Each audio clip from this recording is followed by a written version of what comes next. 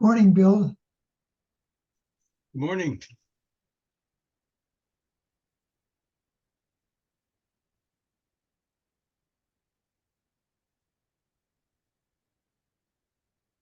Let's see what's going on here.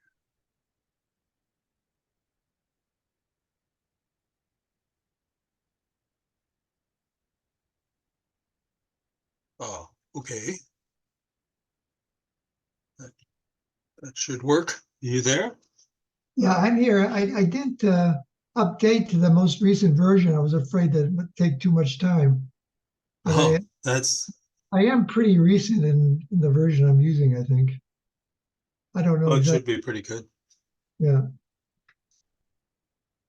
I think there was a major upgrade just about a month ago, I think. So they're at version 6 point something or other now. Yeah, it I seems to be pretty well now. So kind of like to leave well enough alone. well, it's always a kind of a judgment call when it comes to things that are still relatively new and changing, but they'll warn you, I guess, when things uh, require it, like Yeah, it's getting really pretty good now. Zoom is pretty good. I've been yeah. Uh, attending some other Zoom meetings as well. Also, I've been chatting with Meta AI. It's pretty interesting. AI is pretty amazing stuff. so uh, yeah, I've never tried Meta. Uh, it's it's just one more uh, of now quite a few different options that Yes, that's true. There's many more coming out now. Chat Box 4, whatever it is. And there's another one called Claude 3.0 that I got a little involved with. I'm not sure. They want you to use Python. I don't know the Python language. Do you know Python? it's a programming language. Yes. Yes. Uh, You know it yourself? Have you used it? yes, I do. Yeah.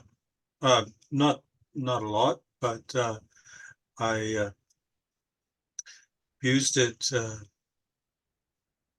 just sorry, I'm not connected quite the way I usually am. I have to change something here. But yeah, Python is a high level programming language that, among other things, is used as sort of the fundamental or the underlying language for a mathematics program called Sage Math. Huh. So, and Sage Math is a free alternative to Mathematica and Maple and several others. Does it run They've implemented almost on everything that you can get in huh. Mathematica, and Maple is available for free through the Sage software. Does it does it work on Linux systems? Yes, Okay, I'll have to look that up.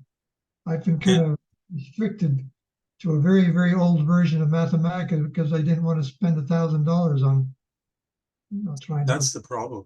Yeah, uh, the cost of the of both Mathematica and Maple are kind of prohibitive. You can get I guess what they call like home use versions for quite a bit less than what they charge the universities, for. So I think the cost is somewhere around $500 or something like that. Yeah, I should. Yeah, I make more and more mistakes. I've got to have some help. And I can't. do calculations by hand anymore. Yeah. Sage is a pretty good choice, but like all computer algebra systems, it takes time to get used to the way they do things. But Yeah. it's a very active sort of group of people who develop it and use it. So you can easily get answers to your questions if you just send a message to their mailing list. You'll probably get a few dozen replies. Has anybody implemented Clifford algebra on the system? I think so. I think there is a Clifford algebra package. Um, Yeah, I am really sorry I missed that meeting 3 weeks ago. I just went over. oh, Somehow the weeks fly by like days, and I don't realize it. yes, yeah. Oh, well, that can happen. Um, I use a desktop calendar system, and so I have it set up for a recurring meeting every 3 weeks on my calendar.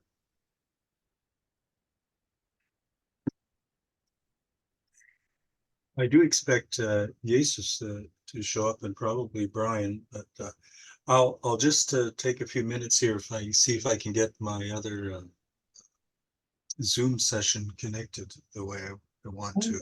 good. Now you're on stereo. You somehow came on stereo now. Oh yeah, I'm sort of partly. Oh, that might help. I don't know whether it's my system or I have a pretty old system. Okay, let's see if I can. Okay, Jesus is. I Ah, see. hi, good morning. Sorry for the delay, but Zoom asked to me actualize actualize the application. Then this takes to me too much time. Sorry. Yeah, I didn't want to upgrade for that reason myself. Okay. But now, okay, yeah, I'm ready. I'm ready here. Nice to see you. You too. Okay. Jesus, I was just modifying something here in my system. I'll just take a few minutes to get myself organized. Okay.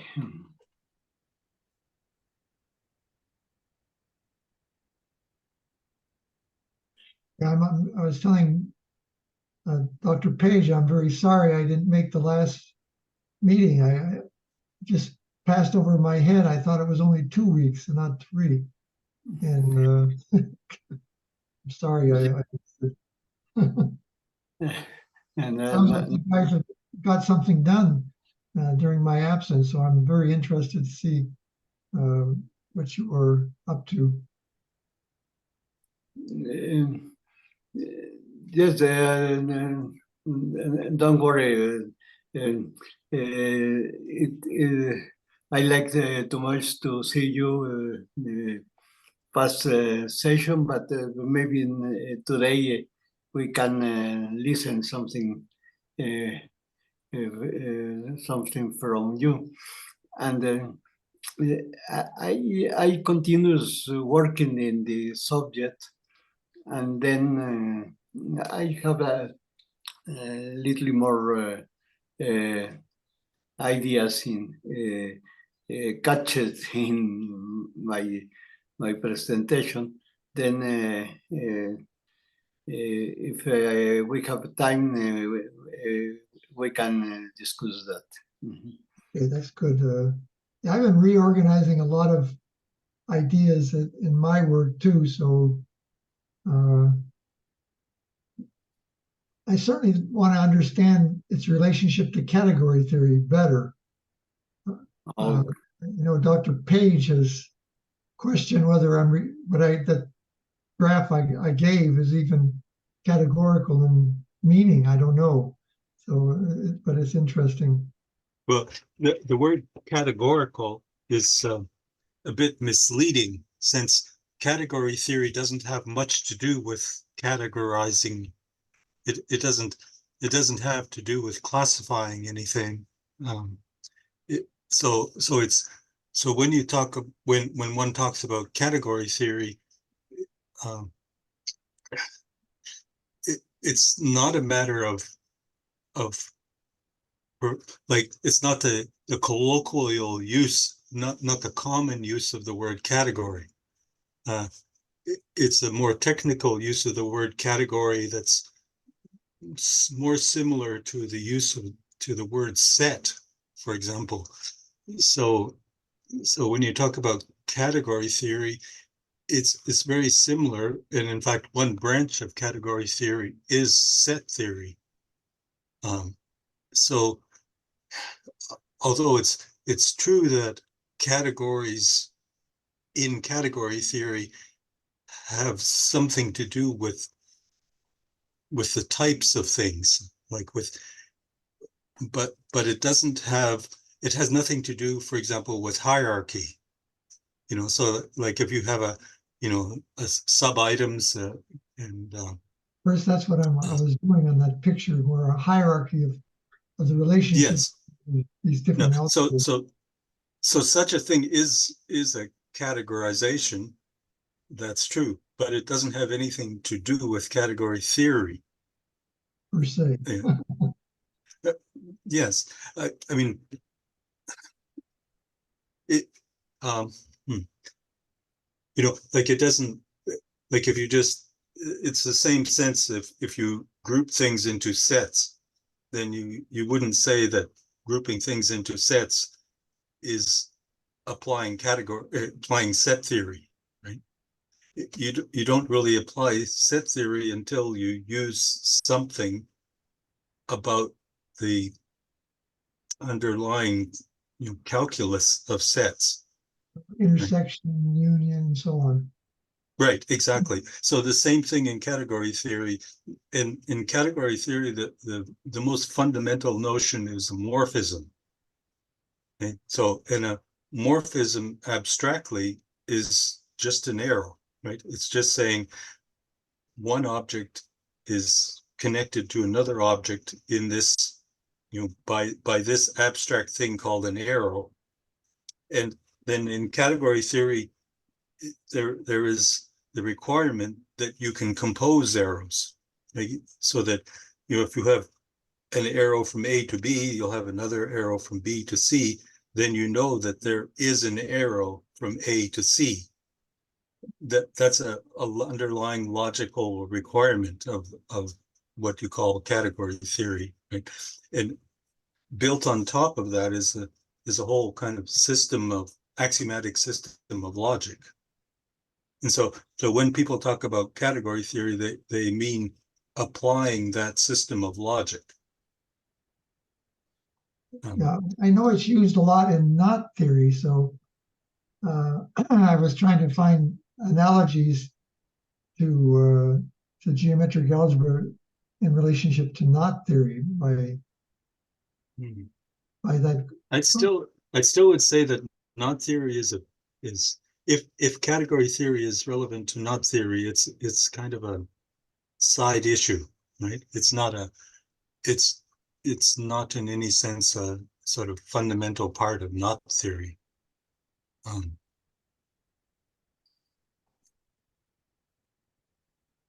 It's it's definitely worth taking a look at some of the introductions to category theory.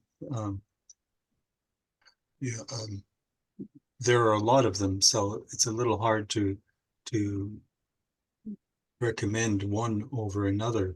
But I do know that Professor Ojevich was extremely interested in category theory, talking about that. But yes, yeah. I think it's fair to say that he viewed category theory as a kind of abstract extension of algebra, because at a sort of deep and logical level, category theory is essentially algebraic. That In is the sense of my universal idea algebra. of algebraicizing category theory with geometric algebra. Well, but category theory is algebraic, right? Like, so category theory is, in a sense, about the algebra of compositions of morphisms. Okay, I can understand that all right. That's exactly so, but it's so general, right? I mean, that almost everything you talk about in mathematics, it involves some notion of mapping, some notion of, you know, transforming something to something else. And so as soon as you have any systematic way of doing that, then you can use the language of category theory to formalize it, to formalize how those mappings work. Like, okay, very interesting. yeah. So I think, as Jesus is proposing, the category theory that he discussed 3 weeks ago is a way of formalizing the abstract notion of Grassmann algebra. Basically, that was the Very as far as Jesus, you know, he sort of presented that based on a paper by Levier in about 1970 or so. And Levier was one of the sort of new generation of category theorists who came after the original founders. And so that particular paper that Jesus mentioned, I'm not sure, he's probably mentioned it a few times. It's called something like dialectic approach to Grassmann algebra or something like that. Jesus, do you have the title? Yes, I have, maybe I can present the proceedings that I think I don't sure if that are free or only I get them because for the license to my university. I don't sure, but I can send only give me 1 minute to connect this other equipment to the Okay. to Zoom, please. I might just say a word about what I've been thinking about lately is along the same lines of Grassmann algebra, representing the notion of direction, a pure representation of the notion of direction without having the notion of a metric. And that's, in that sense, is why I'm so interested in null vectors, because with the null vector, you don't need a metric to talk about it. And I believe that these so-called null vectors and the relationship between these null vectors can completely define what's usually called linear algebra or matrix algebra. So I think the fundamental concept of matrices or linear algebra is the notion of anti-commutativity of these so-called null vectors, which have algebraically have square zero. So no metric is involved, really is the equivalent definition of a ray. A ray is an oriented direction. So I'm trying to formulate all ideas of matrices or linear algebra in terms of these null vectors. So I'm talking, that's why I'm trying to develop the idea of a universal algebra of directions, which is the same thing as a universal algebra generated by what I call either local duality or global duality, depending upon whether it involves two Grassmann algebras of null vectors, which I call correlated, which implies the geometric algebra structure, or a single one, which I call self-dual. So matrices can really be formulated in terms of either of those two concepts. But up to the date right now, everyone seems to use what I call global duality.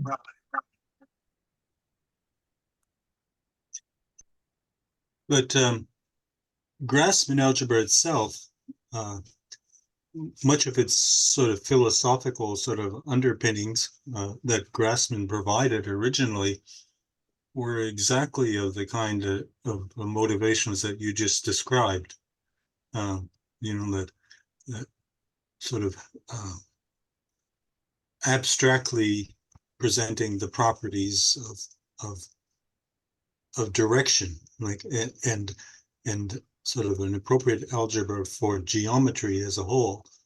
And Grassmann did that without any motivations. Matrices and everything like that. Somehow I think the local concept of duality, I have not seen that defined or studied anywhere else. Of course, maybe it has been, but I haven't discovered that reference yet. But part of my idea is to establish a stricter definition of duality. And then for this, with this definition of duality, we can use properly the word and then to see about the duality in those algebras. Then good part of my work has been focused on the idea of get a good formalization of duality. And then because in category theory, there are a formal definition of duality, but then after extends this concept to more complex algebraic systems. Then I think that the way of going from a simple system to a more complex one is a good way of getting this, because I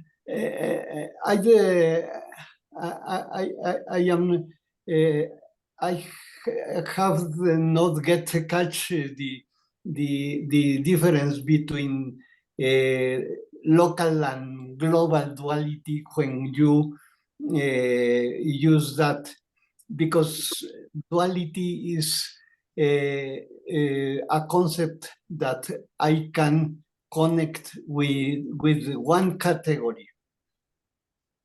And this concept is for all the category. And then the idea of locality is local and global. I think that is lost in this approach. Then for that, I wanted to fix first the concept of duality, and then maybe there we can find, or I can understand better your idea. Mm-hmm. Yeah, basically, I think it's this idea of what I call local duality. You can reduce what I call global duality. It uses two Grassmann algebras in its construction. No. These two Grassmann algebras, like you speak, is because we are exploring we are exploring the Grassmann algebra, and then the Grassmann algebra have two different parts related with the tensor product. The tensor product here in this definition is too much important. Not is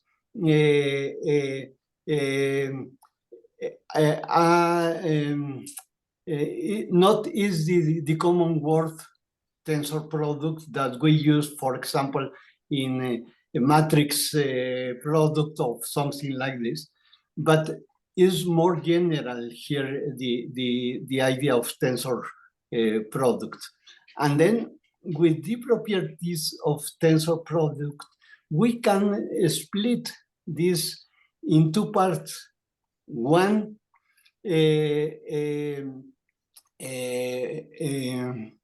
even part and one odd part.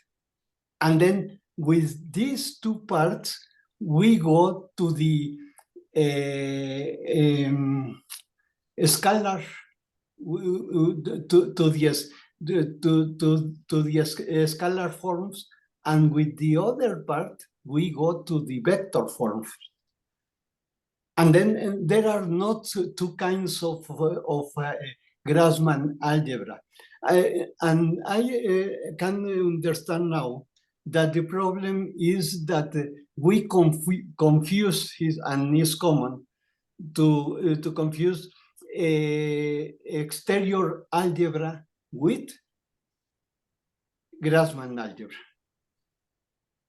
But there are differences because the exterior algebra I can apply to vectors and to higher order, higher degree vectors, and then we can build, for example, Clifford algebras. But I am only working in the odd parts of the Grassmann algebra. And then I think that here we can find. Can you define in your particular way of looking at things, well, the usual way of what my definition of local duality, you know, it's a No, I can. I have had to get to define this because I don't understand the difference. well, yeah, but when I construct it, I use, well, for the global duality, I think that's equivalent to exactly what you're talking about. But the local duality, I begin with one Grassmann algebra of vectors which have square zero. So, for example, you can represent them a 3x3 matrix. There is no Clifford algebra of a 3x3 matrix, but you can use three null vectors which all have inner products of 1/2 to construct such a basis. So in a way, you can't with just the so usual global duality. You put it you put it in a 4x4 matrix, a subalgebra. You take 3 columns and 3 rows as a subalgebra. But I want to do it directly without having any subalgebras. And if I can't understand, because last meeting we speak some about these ideas, and then maybe we can use a simple Clifford algebra, for example, of only. I don't know how much generators you need, but maybe we can work in 3 dimensions, for example. Exactly. That's good. That's right. Keep the dimensions as low as possible to understand the basic ideas. Yes, and then we can start with 2 different idempotents, E1 and E2, for example, and get a third idempotent by the exterior product of E1 and E2. Well, how are you distinguishing the exterior product from the Grassmann product? What is your distinction between the two? between exterior, you say it's different. Why is it different? Okay, wait a moment, because I wanted to make the presentation of the idea, and then after I go back to the general ideas of what is the exterior product and what is the Grassmann algebra. Yeah. Huh? I think that would be interesting. Yes. Okay, then first,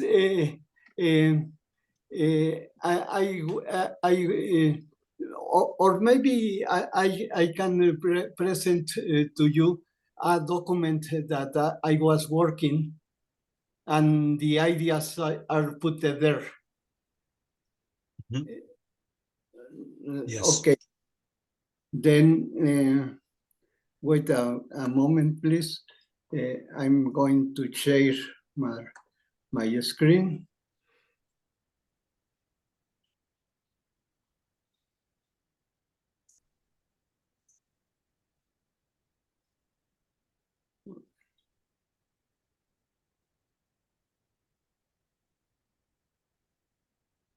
Okay.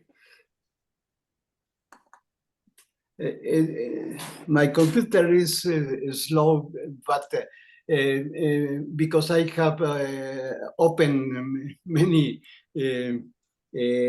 things, but I think that we can use there. Then, okay. First, here is the book of that I say to you, and not Okay, I see it. is from a chapter written by William Laver, and wait a moment, and I refresh the screen. Okay, here. This is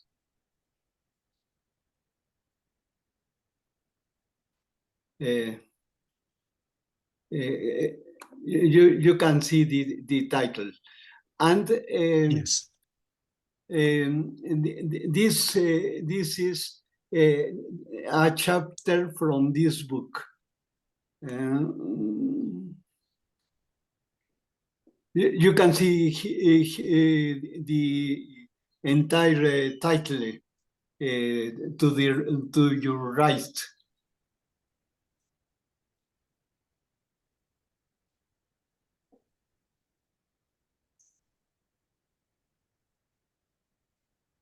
Oh, yes. So I think Levere also published this article separately. I'm not sure, but I think it's available as a separate publication. Maybe because there are many sites that have a collection of Laver works. Maybe this volume was the one you're showing here was from 1996, but I think the original paper was published in the 1970s or so. Okay. Yeah. Okay, and this is the place that I get this publication, and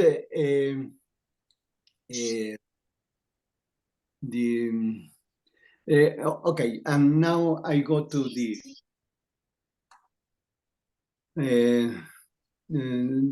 general ideas that I am working here. First, I put this title, the duality concept in category of commutative graded algebras. And this, I start with the duality concept, in fact. And then we have two kinds of definition of duality. I go to appendix where I put the formal definition of duality.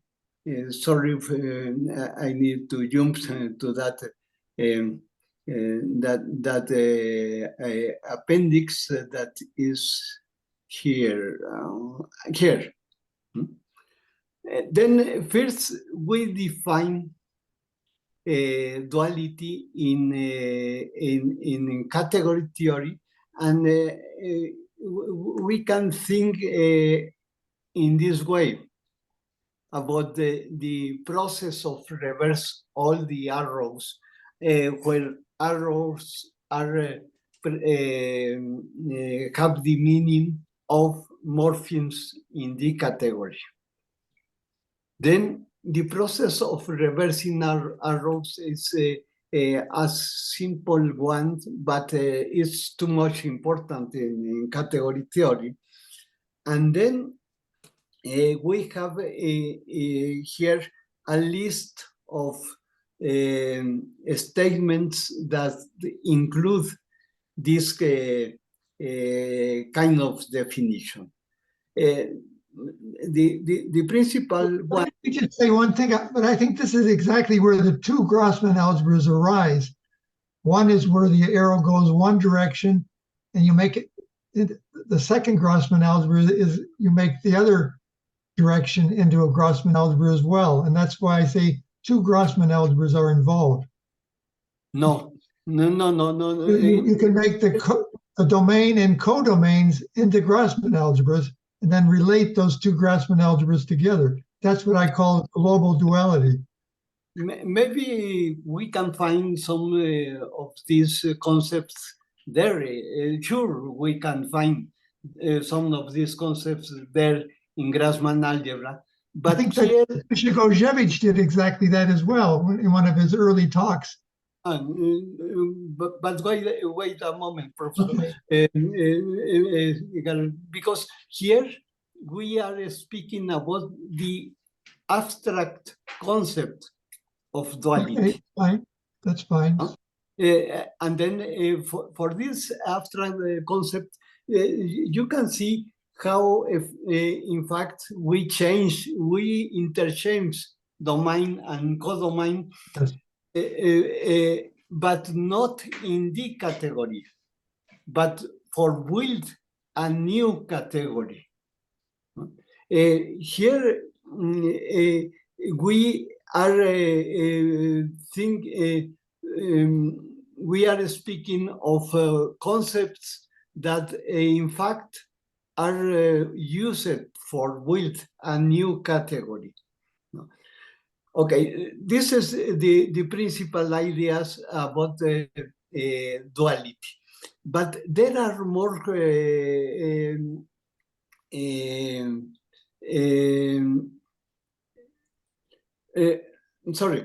with these ideas, we can find more important properties in category theory. And then when we go to functors, then we can build new categories with these functors, and we can find two kinds of functor here. We can find an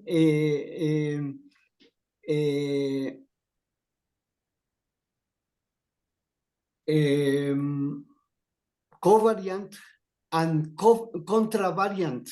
Covariant and contravariant functors that are common in categories.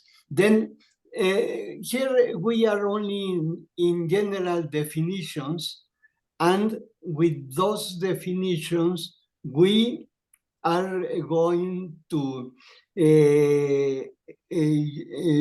study the properties, for example, of algebras.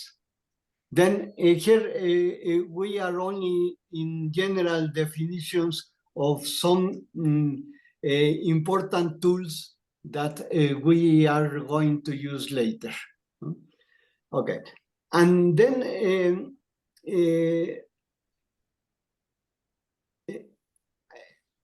an important tool that we are going to use is the tool of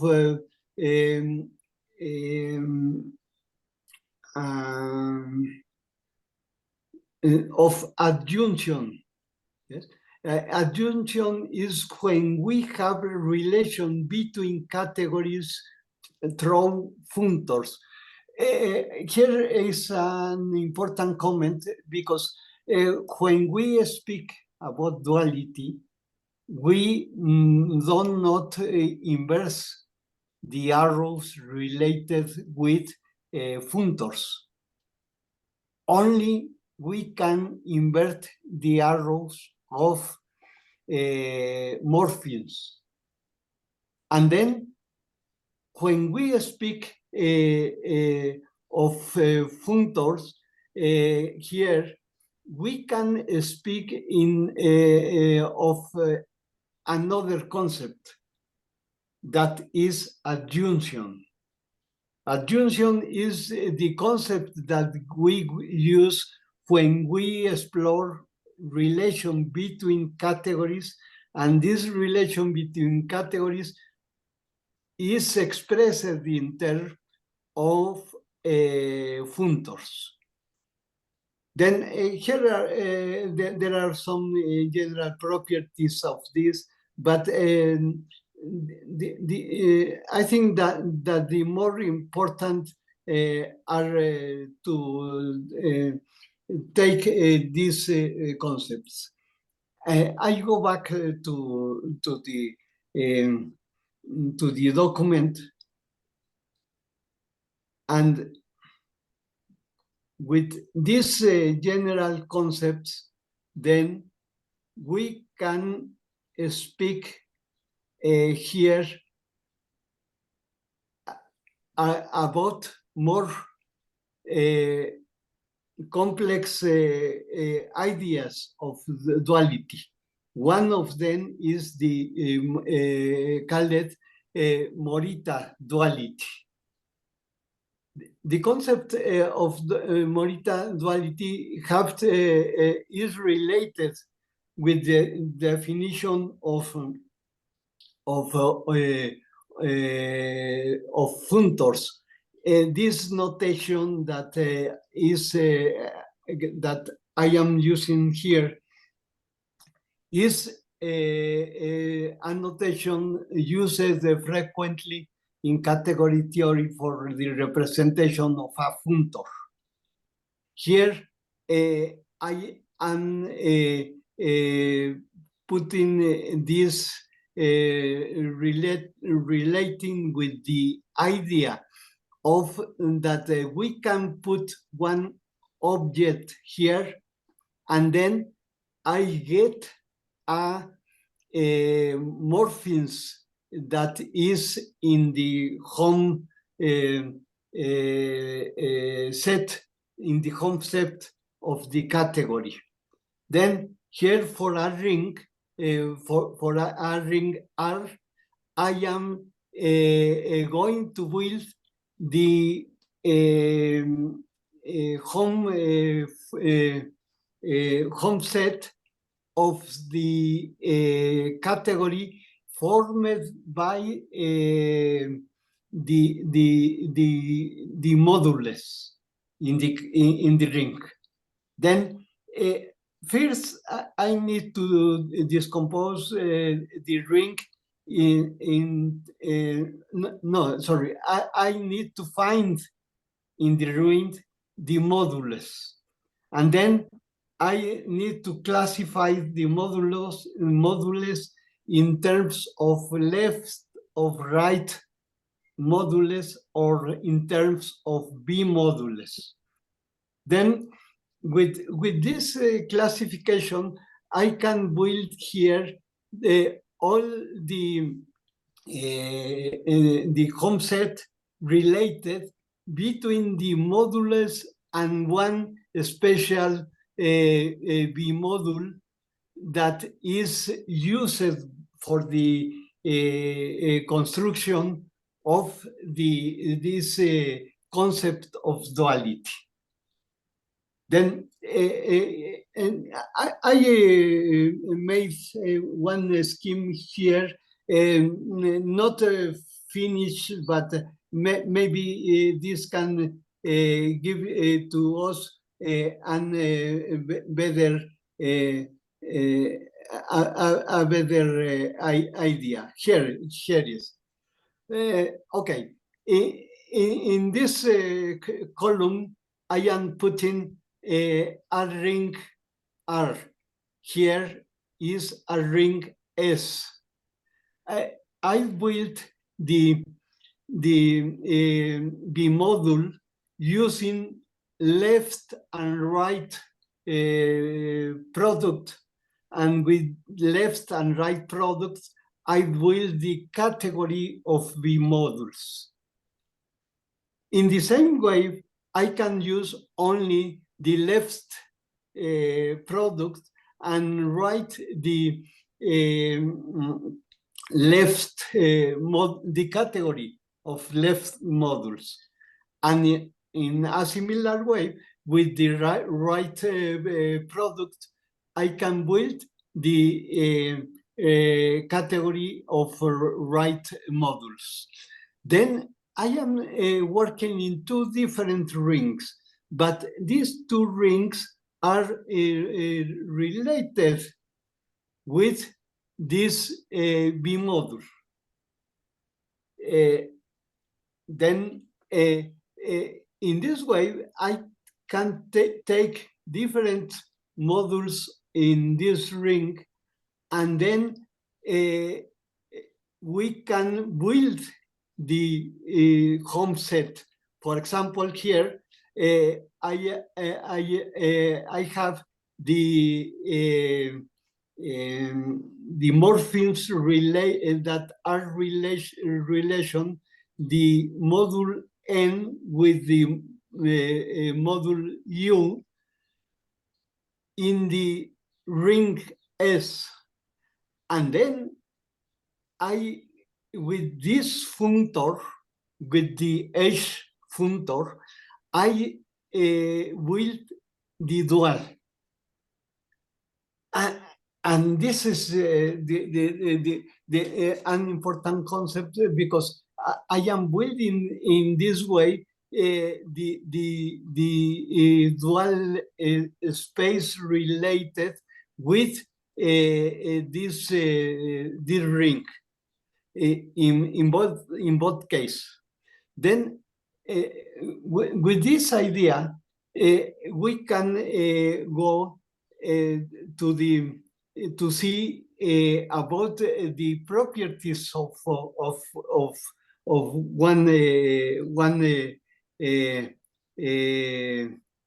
algebra. Here I have some of these concepts applied, and then I have here the principal ideas taken from the document, Laver's document that I showed to you before. And then one important idea here is the concept of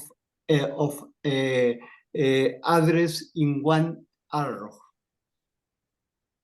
Then here the idea is that first we find in the affine space, and then we can find here 2 points.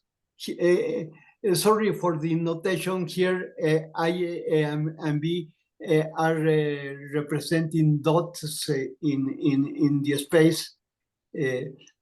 And then we can with the product of these two dots an arrow. And here is the important difference with another algebras, because here I have one operator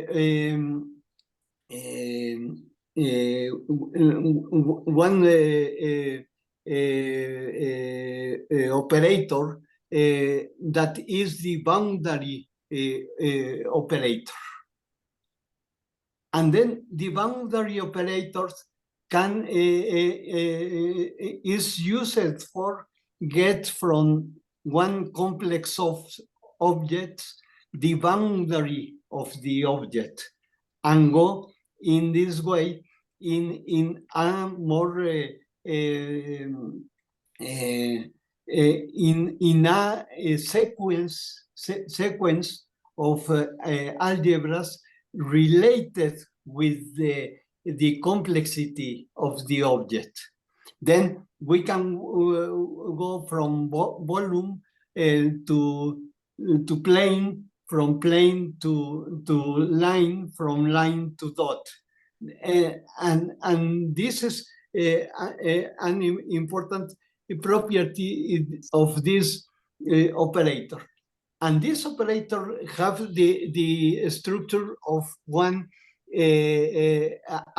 derivation. Then with this structure, we have this property. The boundary of one arrow is a point and have the value 1. And here I insist there is an important difference, because if we are speaking about vectors, then the value of this the application of this operator is 0, no 1. And then with this we have this property. Okay, I am showing only here the effect of applying the boundary operations to a segment, to an arrow for getting a segment. And if we get a segment,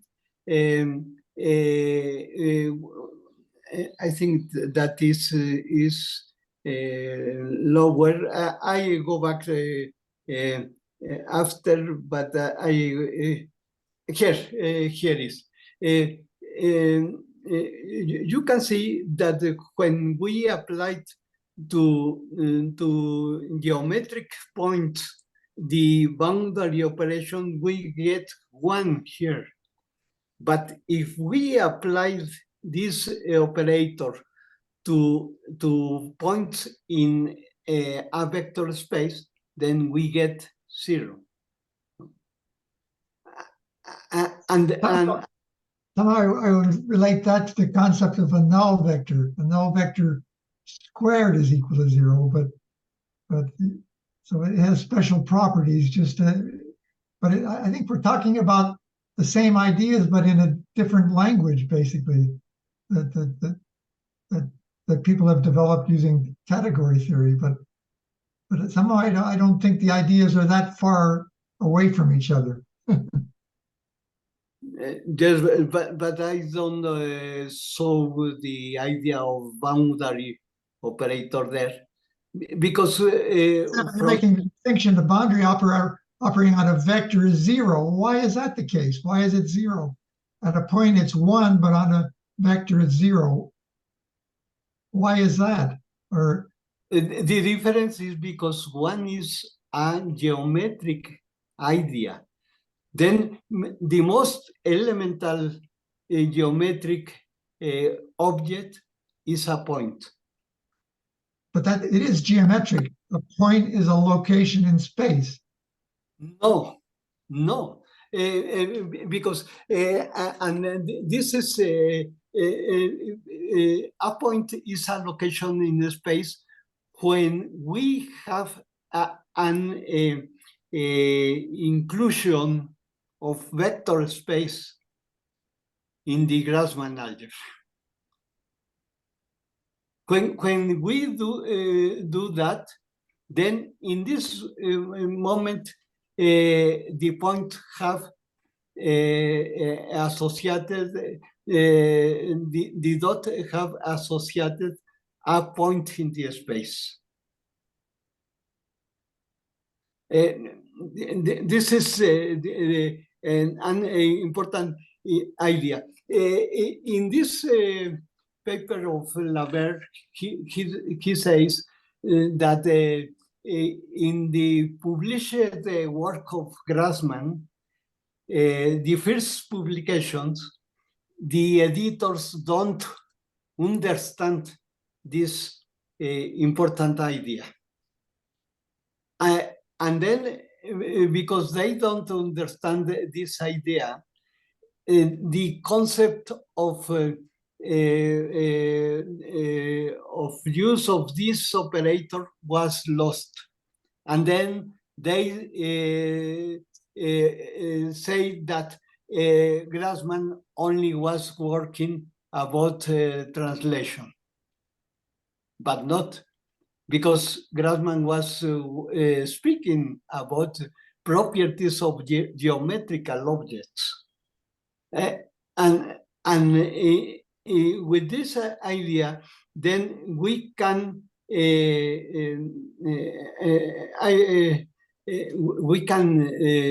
speak about this concept that Professor Osiewicz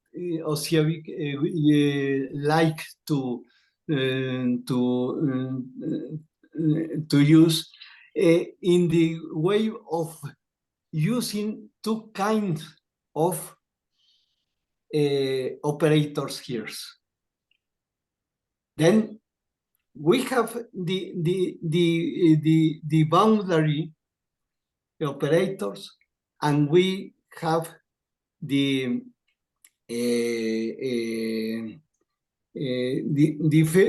differential operators. But one is in the multi-vector space, and one is or whatever. acting in the dual. But when we speak about, But of course, that is like an inner product in a certain way. You're reducing the degree, so you can think about it as an inner product, or raising the degree with the outer product. yes, but I cannot write here, but here we go in this way. Going in this way, I go with the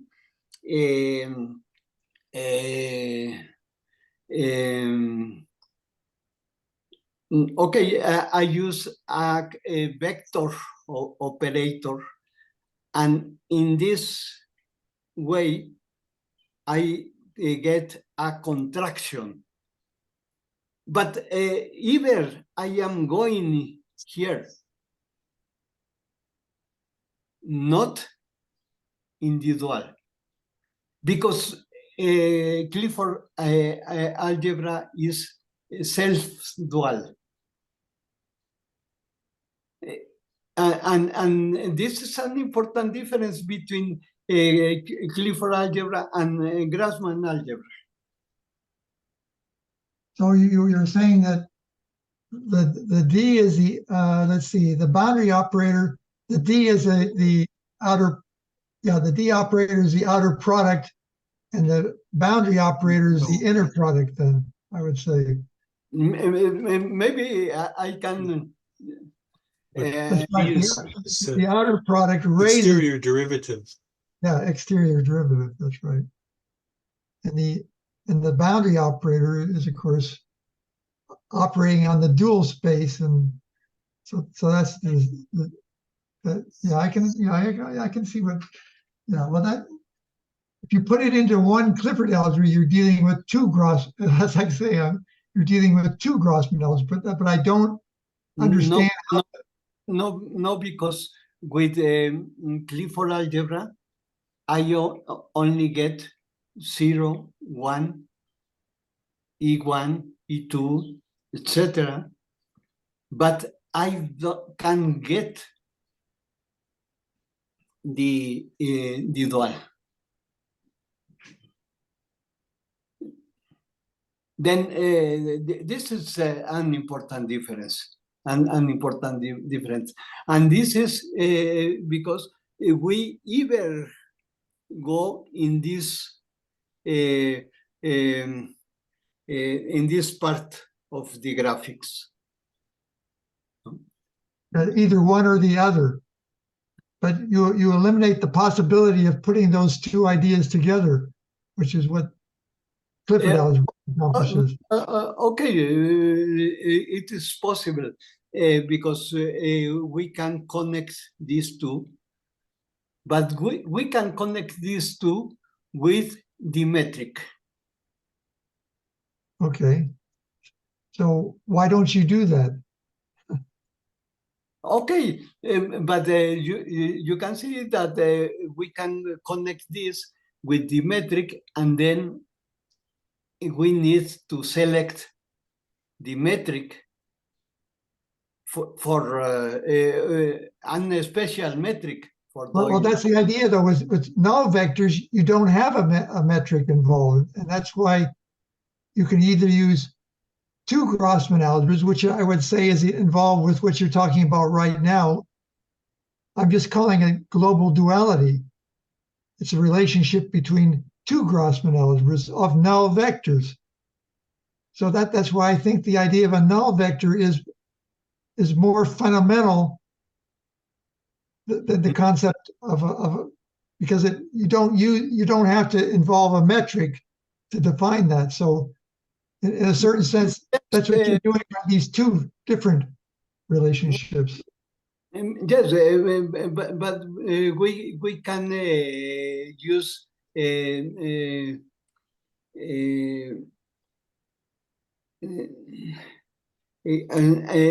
we can use idempotents.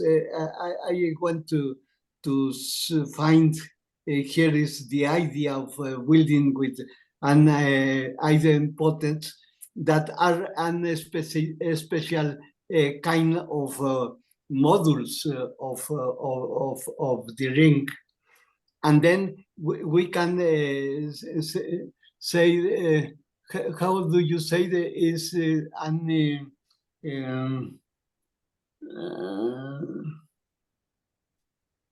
idea is an idecomposable Indecomposable, I guess you're saying. yes, idecomposable modules. And then, sorry, okay, I think that those are here, those ideas here.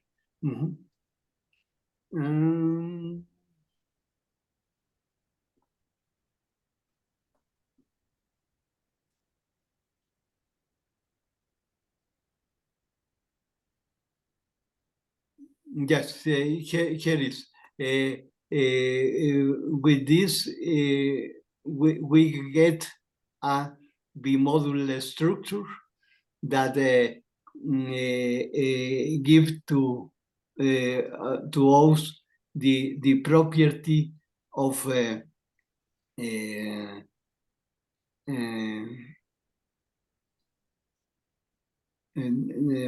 idempotence. I have from some place here, sorry.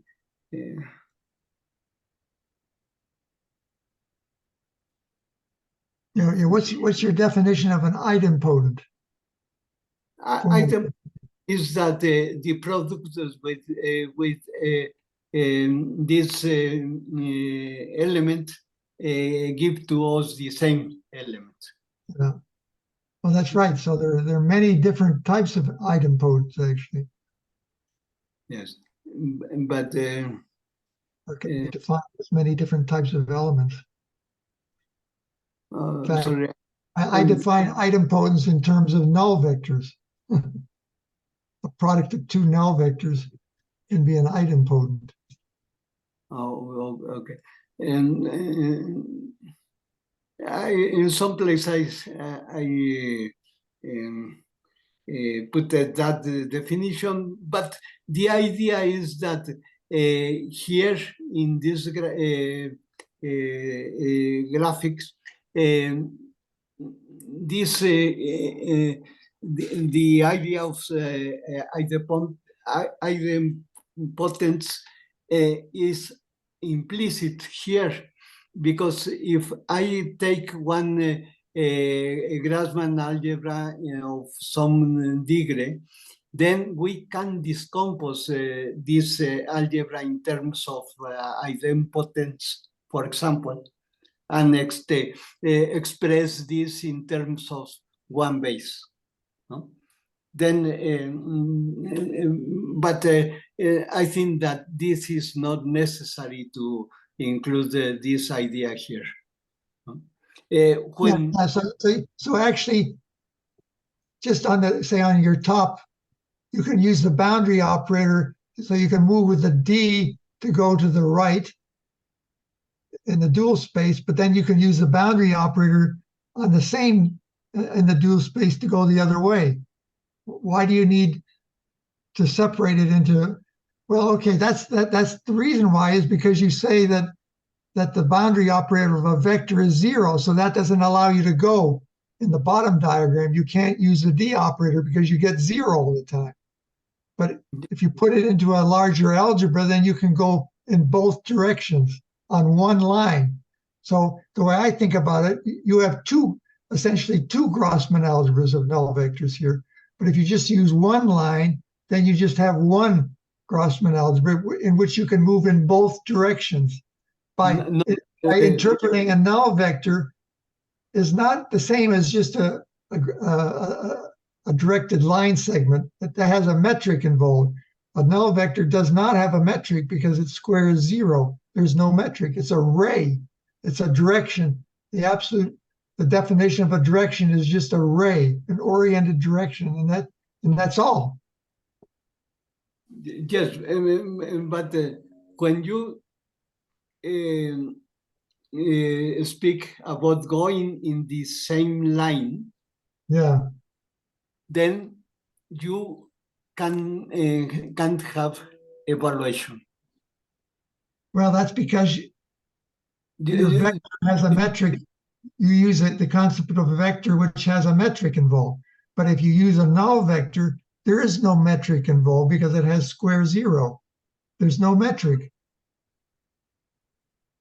No. So you can move in both directions. You can define your structure so you can move along one line, and you don't need two lines. My idea, and this is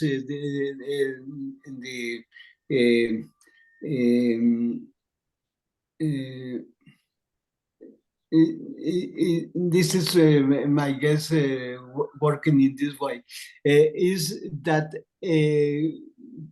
we are lost in information when we go only in one way. But I think you can avoid that when you use a null vector has square 0. Yes, so there's no metric, so you don't have to say that the boundary of a vector is 0. Well, anyway. I don't know if I am. Wait a moment. I like to see if I have my pen here in the way I have some. I can put some annotation here. Let me a moment.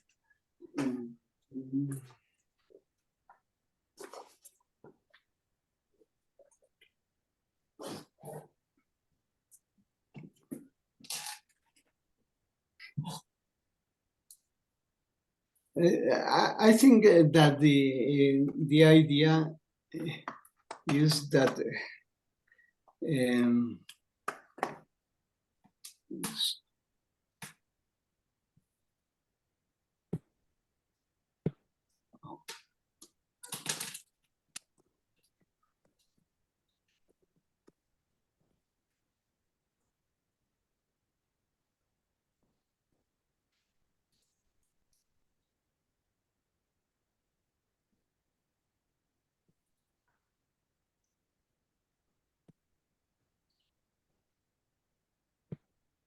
I'd like to separate the concept of a vector from the concept of a metric.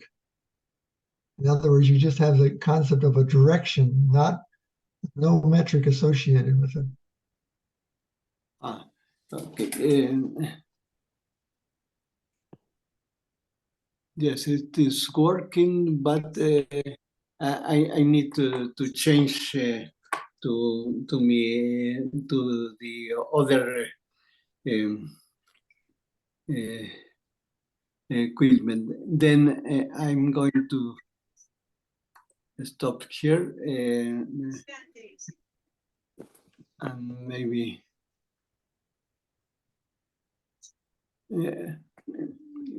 maybe we can use the Blackboard.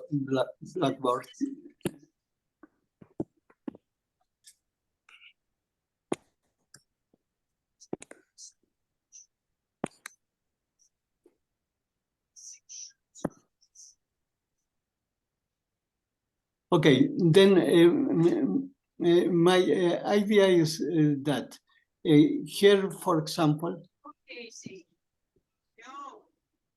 I have a vector, and then with this vector, I wanted to represent some properties.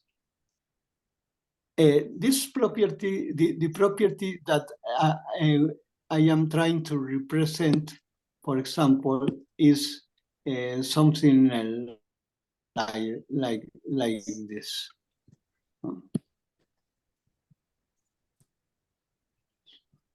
Then I can take another property for in the way of get this representation. For example, here, here. No, wait, because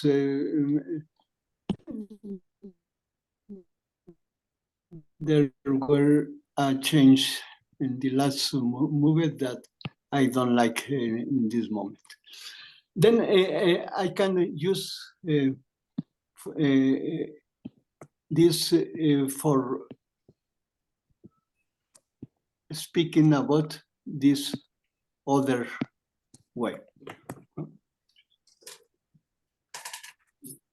But here, when I am defining in this way the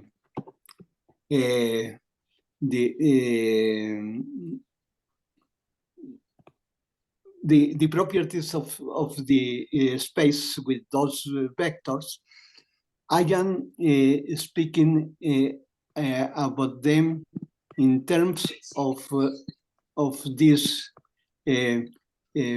properties. For example, F and G. F and G are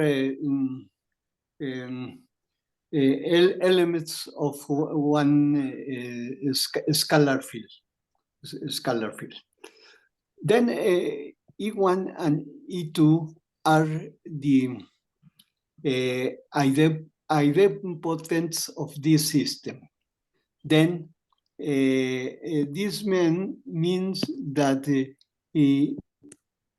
E1 is equal to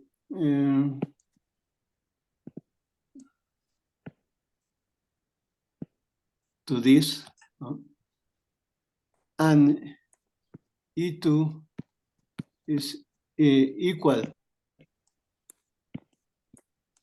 to this. Okay, and then I can try to describe the system with these two. But if I like to speak about evaluations, then I need more information. And then I need this.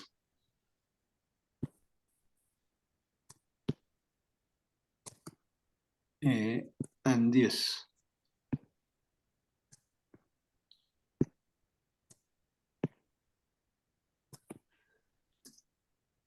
And when we apply this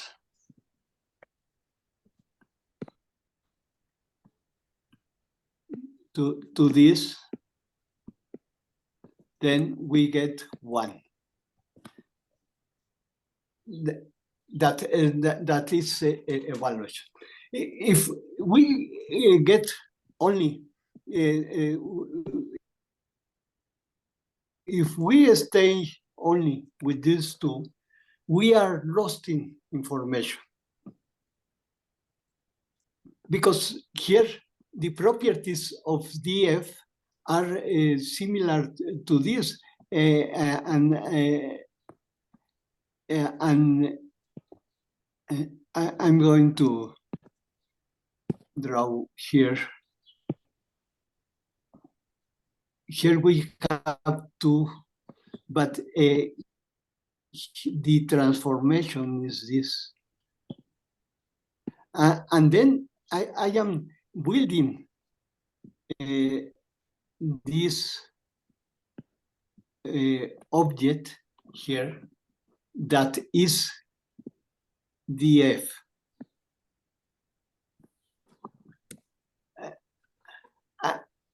And if we use only E1 or and E2, then we are lost in the geometrical properties of this. And then when we like to find some important properties of the system, then I think that we are lost in information. I put it in another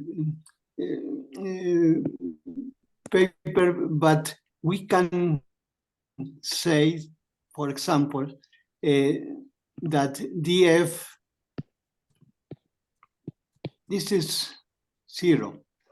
Then this is the way that we are writing an conservation law. And when we get this information, then the problem can be solved. But we can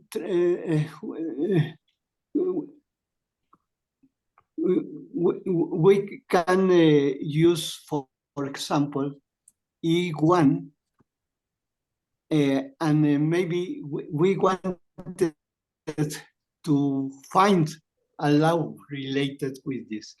And we can do that if, I'm not sure, but maybe I think it's right. I can express in this way. And here is the expression of this law in terms of the vector, like allow conservation. But even I need this information,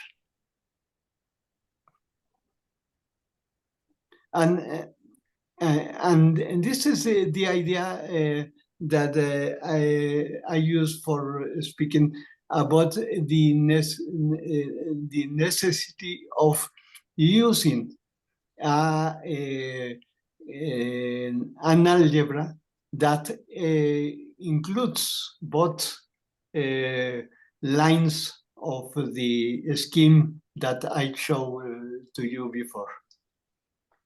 Then this is in general the idea of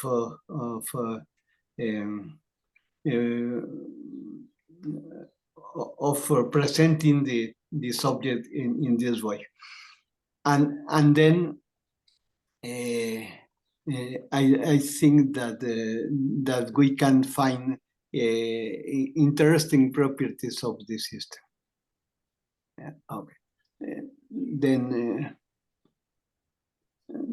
I think that in general those are the ideas that as we were speaking the last meeting. I wanted to write this in a draft of a paper with the idea of shared with you this paper, and maybe we can find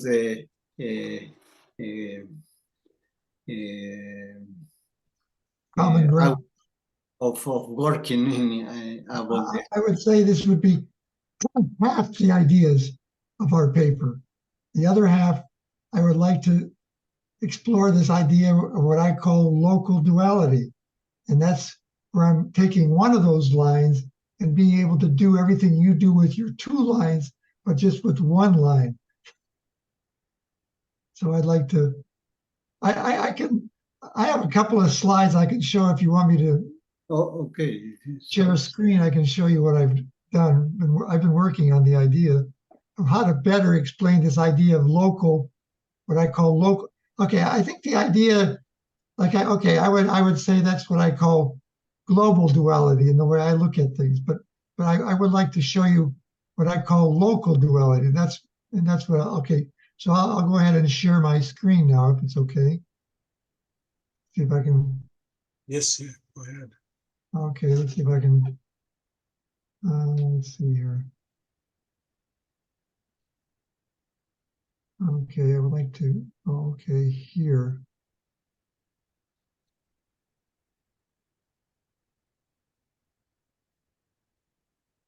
Okay, what is this stuff here?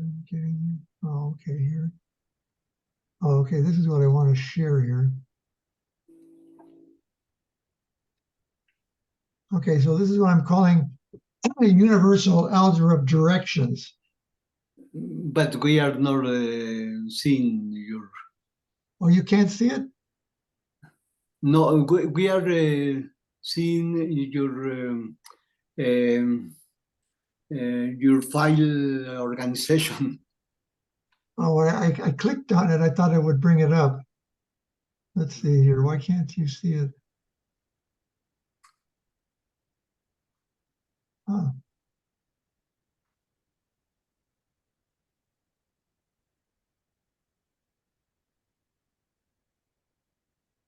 Okay, well, that's what you're seeing there. So I'd like to open that file. Maybe you need to stop the sharing and select the open file for share. Oh, how do I get it to show that? When you select what are you going to share, you select the open file. Ah, oh, maybe I need to open it first. Okay, let me do that, and then I'll. Okay, let me. Let's Yes. see.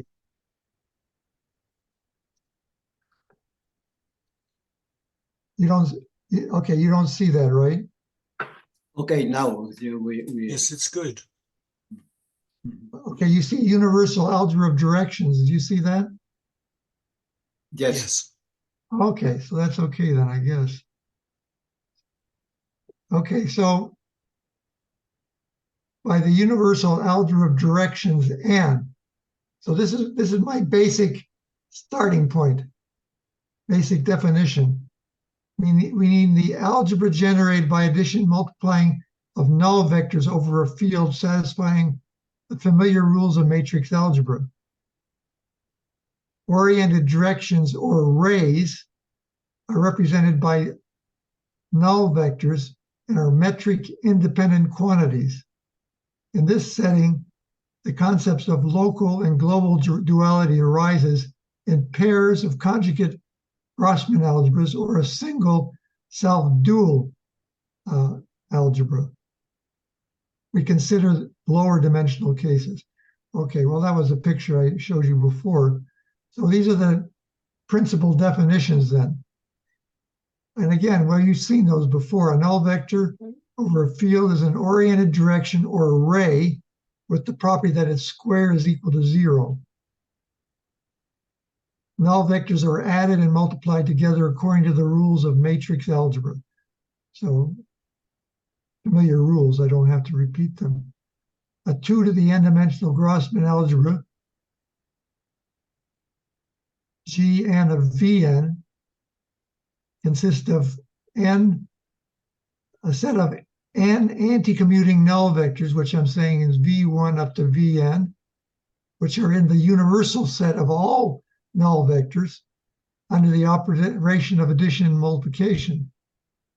So the notation I'm using is G00n is equivalent to the Grossman algebra generated by anti-commuting null vectors. And if you consider all the elements of that Grossman algebra consisted of the scalar 1 vector, null vectors, null bivectors, null trivectors up to null n vectors. And here I'm just writing down notations for that. So a k null vector consists of a product of k null vectors, which are anti-commuting. Okay, I haven't said anything about a metric, so they're all my quantities anti-commute, but I am assuming they're null vectors. So, well, I think that's what's confusing for. Okay, I say are the absolute directions of the k vector bases of k blades in K00n. So we're only in the Grossman algebra now of null vectors. And now I try to give an example. So an example is, okay, but now you see how I want my field to be either the real numbers or the complex numbers as a scalar field. So I choose then these null vectors, V1 and V2, V3. Those are the null vectors. Those are the null bivectors and the null trivector. So that's the direction of three-dimensional. Well, you can think about it as 3 rays going off in 3 different directions.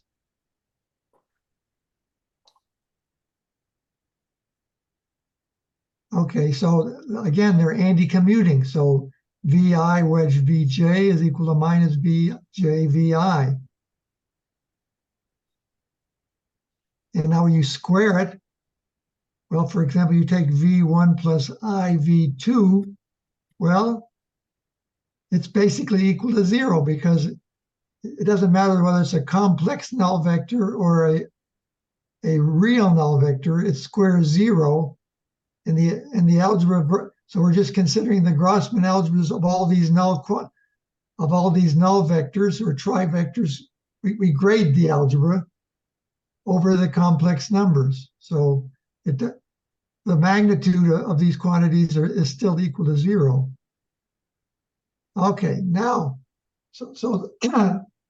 okay, so now let's talk about what I call local duality. 2 null vectors are said to be conjugate if, so again, I'm taking them in the set of all the universal algebra of directions. So these null vectors represent directions in that null vector algebra of directions. Okay, so we take 2 vectors out of that complete set of all null vectors. Well, they are null vectors. We say they're conjugate if v1 plus v2 plus v2 v1 is equal to 1. It follows that v1 and v2 v1 are mutually annihilating idempotents that are partition unity, respectively. In this case, v1 and v2 are not Grossman null vectors.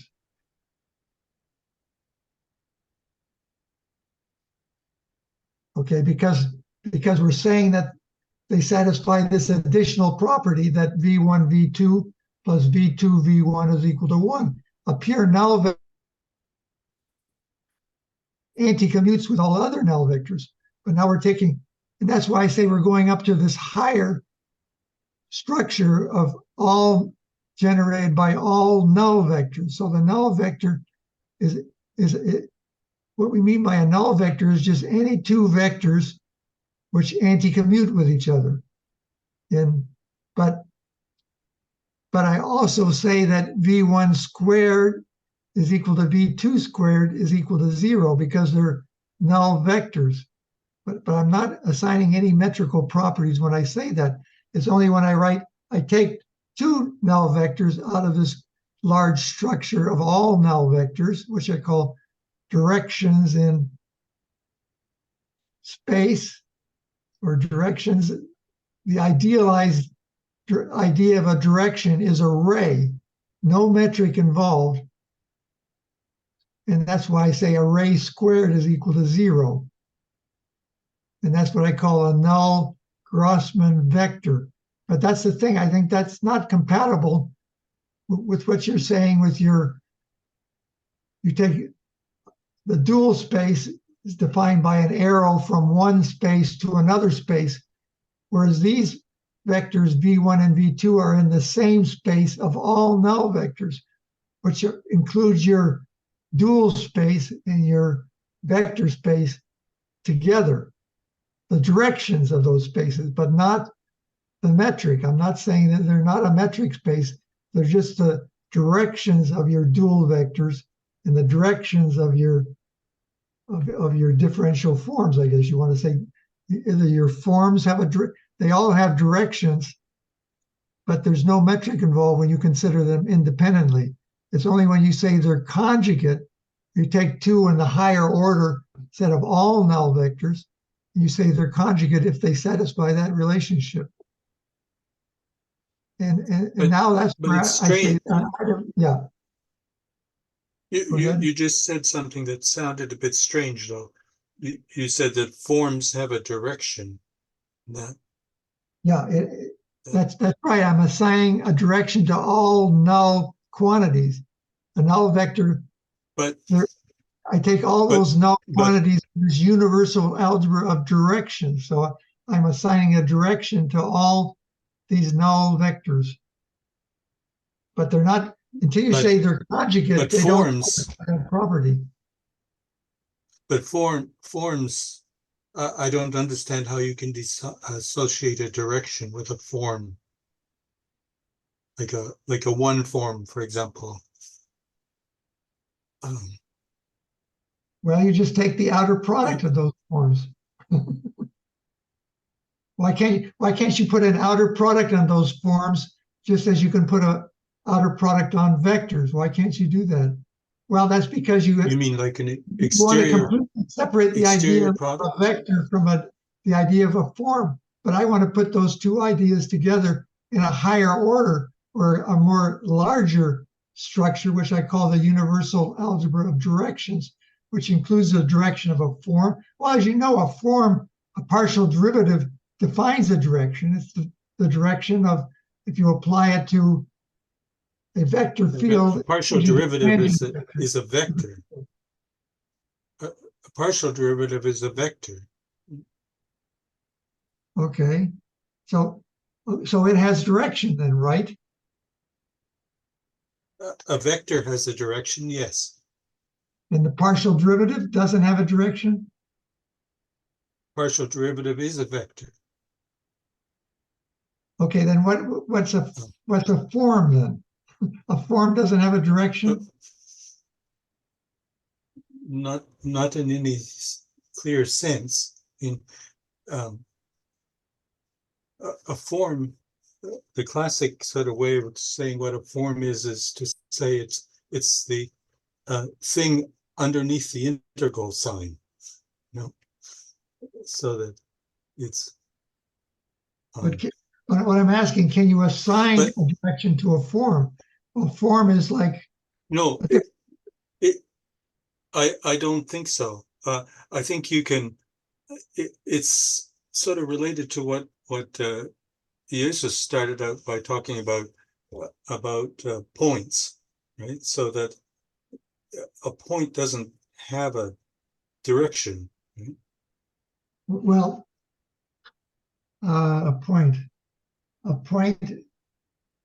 you can say is a zero vector. Well, in fact, as you know, many people name points in three-dimensional space with a vector from the origin to that point.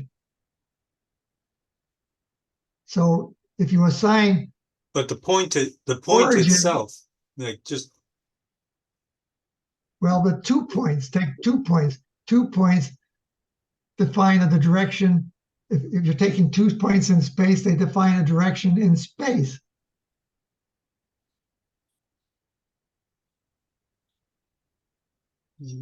yes, there is a sense in which Or you can say that's that possible. the direction defined by 2 points is the arrow going from 1 point to the second point. But that's more than a direction. Why? Well, you can think of, no, say Well, because 2 points it define starts a ray. somewhere and it ends Wait a minute. somewhere. 2 points define a ray, and the ray is a direction that goes through those 2 points. But there's no metric involved. A ray, you can define 2 points by, well, you can say they lie on the ray that passes through those 2 points. So 2 points define a direction then.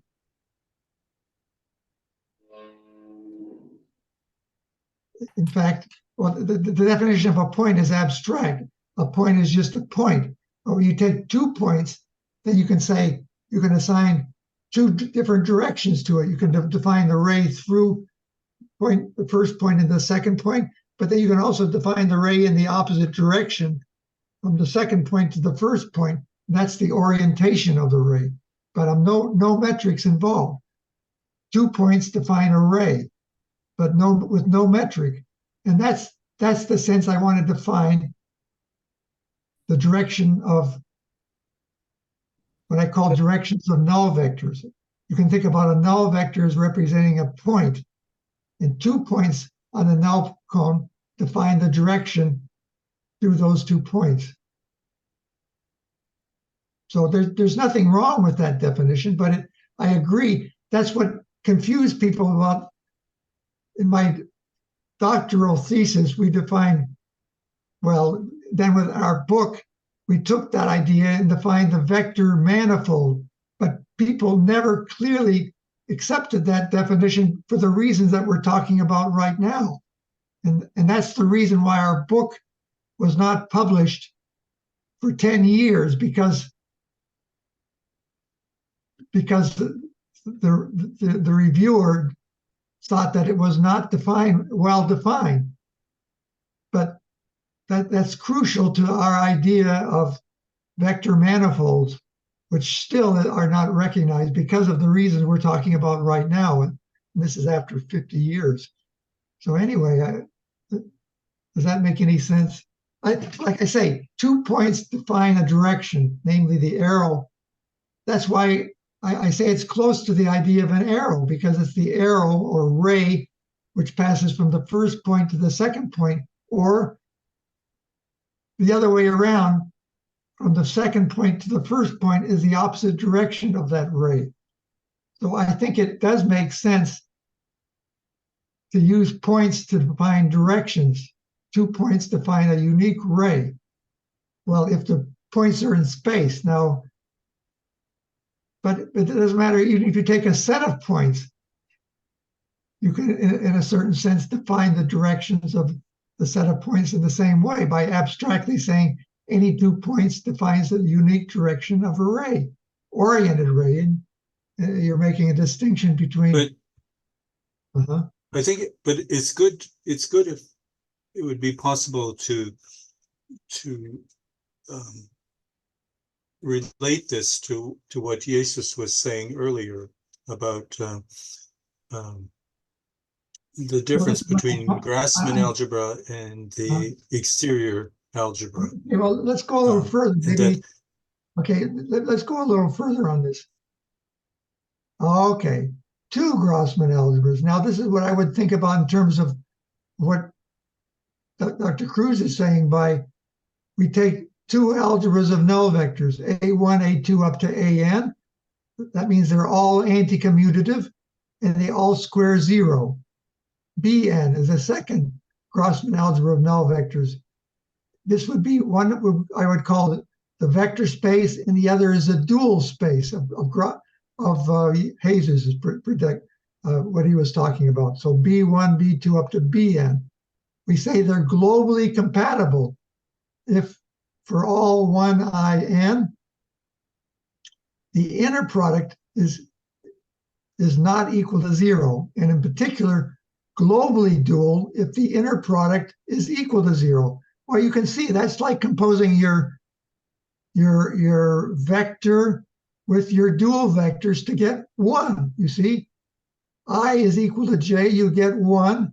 I is not equal to j, you get 0. That behaves like two Grassmann algebras of null vectors, one associated with your forms and the other associated with your points, I would guess, right? And that's why I say globally compatible, because they behave like vectors and they're dual vectors. Sorry, Professor, I have here a question. In your notation, En and Bn, what are representing? They're representing directions. A direction itself has the idea of a direction is a vector which has square 0. So it represents a ray. So I call directions rays because I don't associate a metric with a ray. A1 squared equal to A2 squared. They're all square 0, null vectors. Okay, and both are in the same space. I'm right. Well, in the same superspace of all null vectors.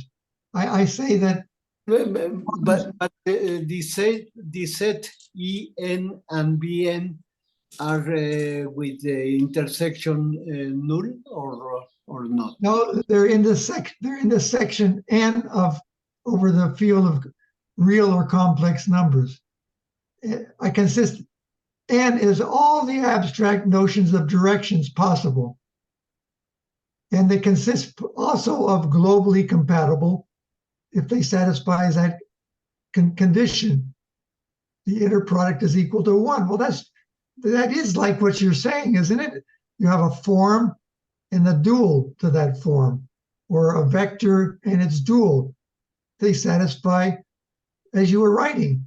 So you can say the boundary of a point is 1, and the differential of a vector is a bivector. Well, I guess, that's the outer product then. For example, it's possible to write the lower B1 in terms of lowers A? Is possible? No, they're in separate. The BJs are linearly independent of the A. So in other words, if you take the wedge product of all these null vectors, you get then 2n vector. That's right.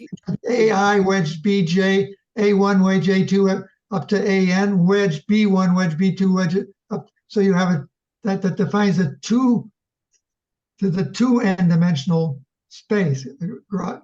Yes, and then we are building a 2-dimensional 2n dimensional space. Yes. Is- and Yeah. and Mhm.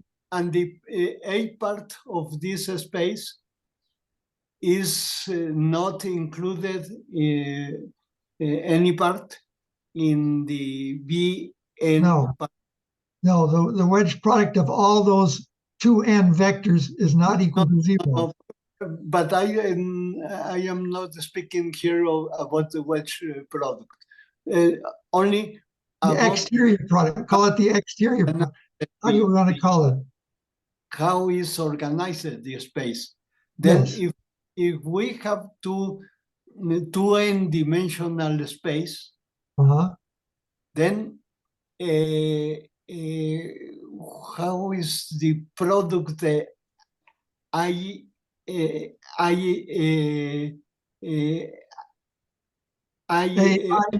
AI wedge. Uh-huh.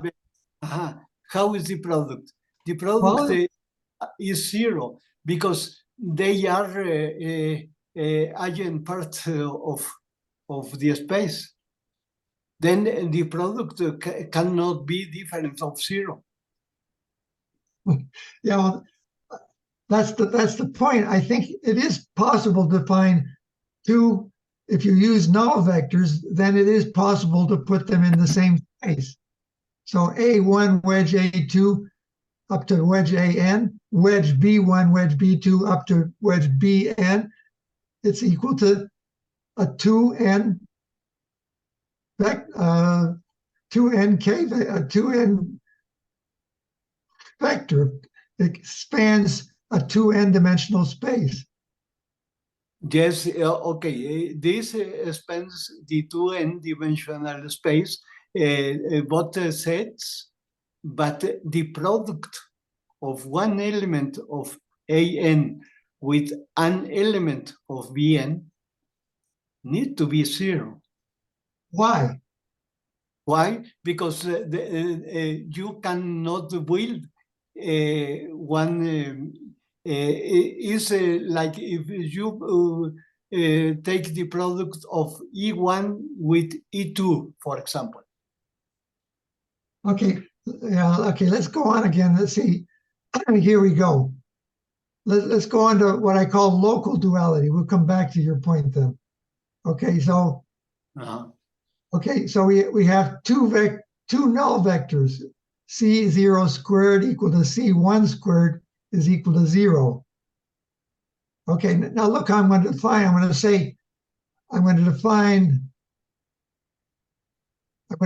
E as C0 plus C1, F as C0 minus C1. And we can show that those vectors satisfy E1 squared is equal to 1 is equal to minus F squared. Well, okay, so, and they anti-commute.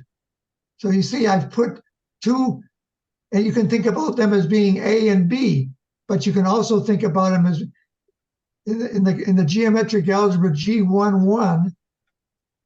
Usually people write down this base as E1 squared equal to 1 equal to, well, that should be, yeah, F squared is equal to minus 1, then you can see, and E1F, that's like A wedge B is equal to minus F wedge E. Now that's the thing.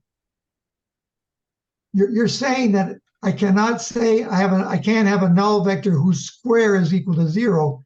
A1 squared is equal to 0, but A1 wedge, in that case, the outer product coincides with the ordinary, with no symbol. A1 wedge A1 is equal to 0. A1 squared is equal to 0, but that's different than saying that but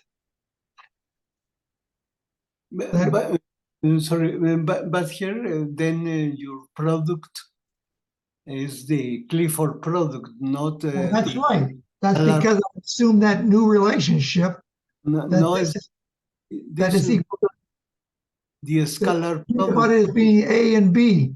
Okay, then you have AB plus BA is equal to 1. I is equal to J, it's equal to 1 then. So they're compatible. but the scalar product between two adjoint vectors is 0. Now that's right. A1 dot A1 is equal to 0, but that's the symmetric part. So it doesn't interfere with that's A1 times plus A1 times A1 plus A2 times A1. Well, they're anti-commutative, so that's 0 then. But AI, if they're compatible, then they have this additional metric-like property that A1 times B1 plus B1 times A1 is equal to 1. Okay, but we can think about it, like I say, local and global duality are the same idea in a two-dimensional space. So just call A1 equal to C0 and B1 equal to C1. And then these are idempotents. You can see that. That's how we get the structure of a matrix then. C1 times C0, you can think about B1, B times A, and A times B. They're mutually annihilating idempotents, which sum to 1. There's nothing wrong with that.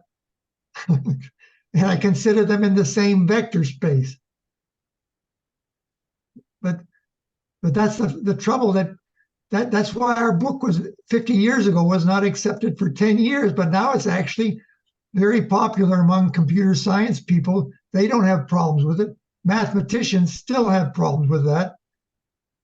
And well, I was never really accepted as a mathematician because that's what I was always talking about, that it is possible to put these ideas in the same space. And I hope that that's the paper we can write together and show that these ideas are consistent with the way that you're thinking about it. You're always saying a partial derivative is different. I say a partial derivative defines a direction, and you can think about it as the direction of the partial derivative. Well, as a directional derivative, take a vector dotted with the gradient operator, as engineers do. It represents a direction. It's the direction of the partial derivative.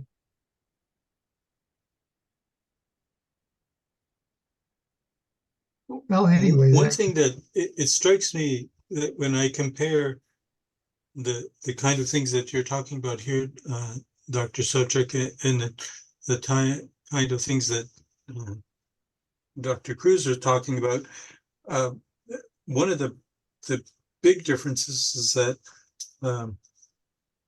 Jesus never said anything about basis, right?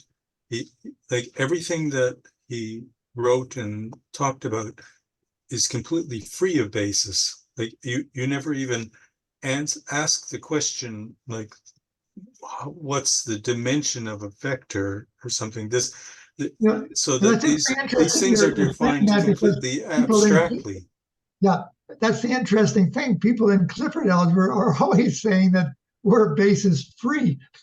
So it's like you're saying that no, really, we're not basis free because I'm talking about a basis, but of course that's a basic logo of Clifford algebra, that we're basis free. So it's kind of funny or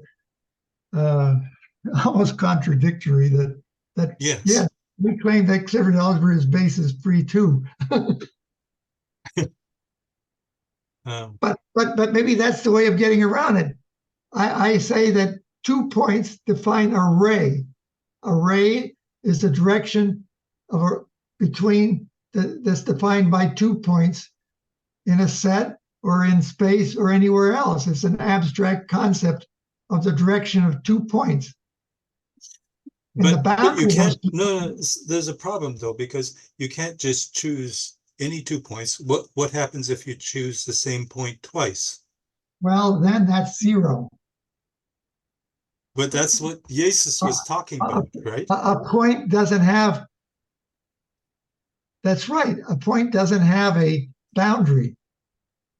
But that doesn't mean if you take 2 points, I can assign a direction to that abstractly as a ray, oriented ray that goes from the first point to the second one, or the other orientation, second one, and that's all. But I agree, a point has no, its boundary is 0. I agree with that. But 2 points have a boundary, namely the vector, well, the ray. But 2 points define a direction, but I'm not saying it defines a vector, a directed line segment. I'm just saying it defines a ray, but a ray has no direction because its square is 0. It lies on the null cone. That's the distinction. That's all. So that's, I think that's what we have to concentrate on. 2 points define the direction of a ray. A ray does not involve a metric. I think that's a crucial idea of trying to put these ideas together. But you can see here, I'm defining the geometric algebra G12, defined by 3 rays, C0, C1, and C2. And I define J as E0 times F1 times F2. And if you square that, you get -1. So anyway, here's the way you can define it. E0 is equal to C0 plus C1. Okay, yeah, E0 is equal to C0 plus C1. F1 is equal to C0 minus C1. And F2 is equal to minus C0 minus C2, or minus C0 minus C1 plus C2. And if you check that, you'll find that you get exactly E0 squared is equal to 1, F1 squared is equal to -1, F2 squared is equal to -1, and these vectors are all anti-commutative. E0 commutes with F1, they're all mutually anti-commutative. And C0 times C1 is an idempotent, C0 times C2 is an idempotent, C1 times C2 is an idempotent. But they're all in the same algebra of directions lying above, which contain all the null vectors in A and all the null vectors in the second Grossman algebra, which I call B.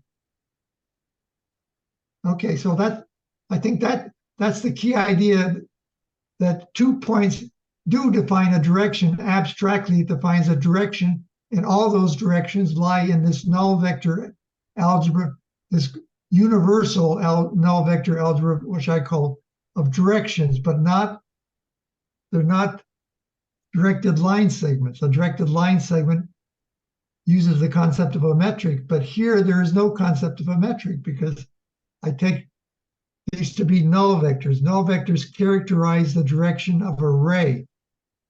So a single point, okay, so you can think about a single point as defining the direction of all rays.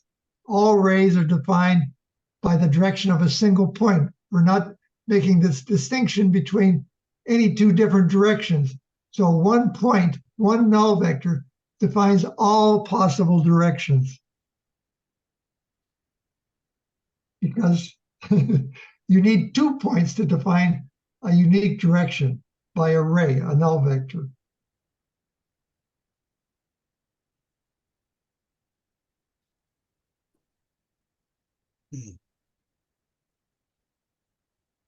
So yes, it's a different way of looking at things. Well, like you can see, I'm distinguishing the 2 ideas, what I call global duality and local duality. I think they are valid, but people, they have published my paper now, and this other, I told you where I tried to tie it to graphs. As you know, we were talking a lot about graphs by naming points of a graph with null vectors. I think that they're all closely related ideas and can be further developed. And I'm no expert at graph theory, so I've hesitated to pursue it much further than what I did in that paper, which has been published now in Advances in Applied Clifford Algebra as part of this conference that I told you on. what was the name of the conference? It was called, what was the conference that was held in Colorado? I guess it was, yeah, it was Colorado, was Yeah, it? that was Yeah. about geometric algebra. So, So, so that's the thing. People in graph theory or in computer science, they use Clifford algebra all the time, but I'm the structure, the basic structure, which follows from, I believe all the characteristics of a geometric algebra follow not only from this idea of global duality, which is a prevalent theory that people use all the time today, but also can be equally well derived from this universal algebra of directions, which I call N, with additional, and those are just the directions of rays and points. Remember, a single point just defines all possible directions, not one direction, but all possible directions, because you can put a ray through it in any direction you want, infinite many transcendental number of directions or anything. But a single point in any space you can think about as defining the directions of all elements in that space. Well, again, it's a graded algebra of null vectors that define the Grossman algebra then.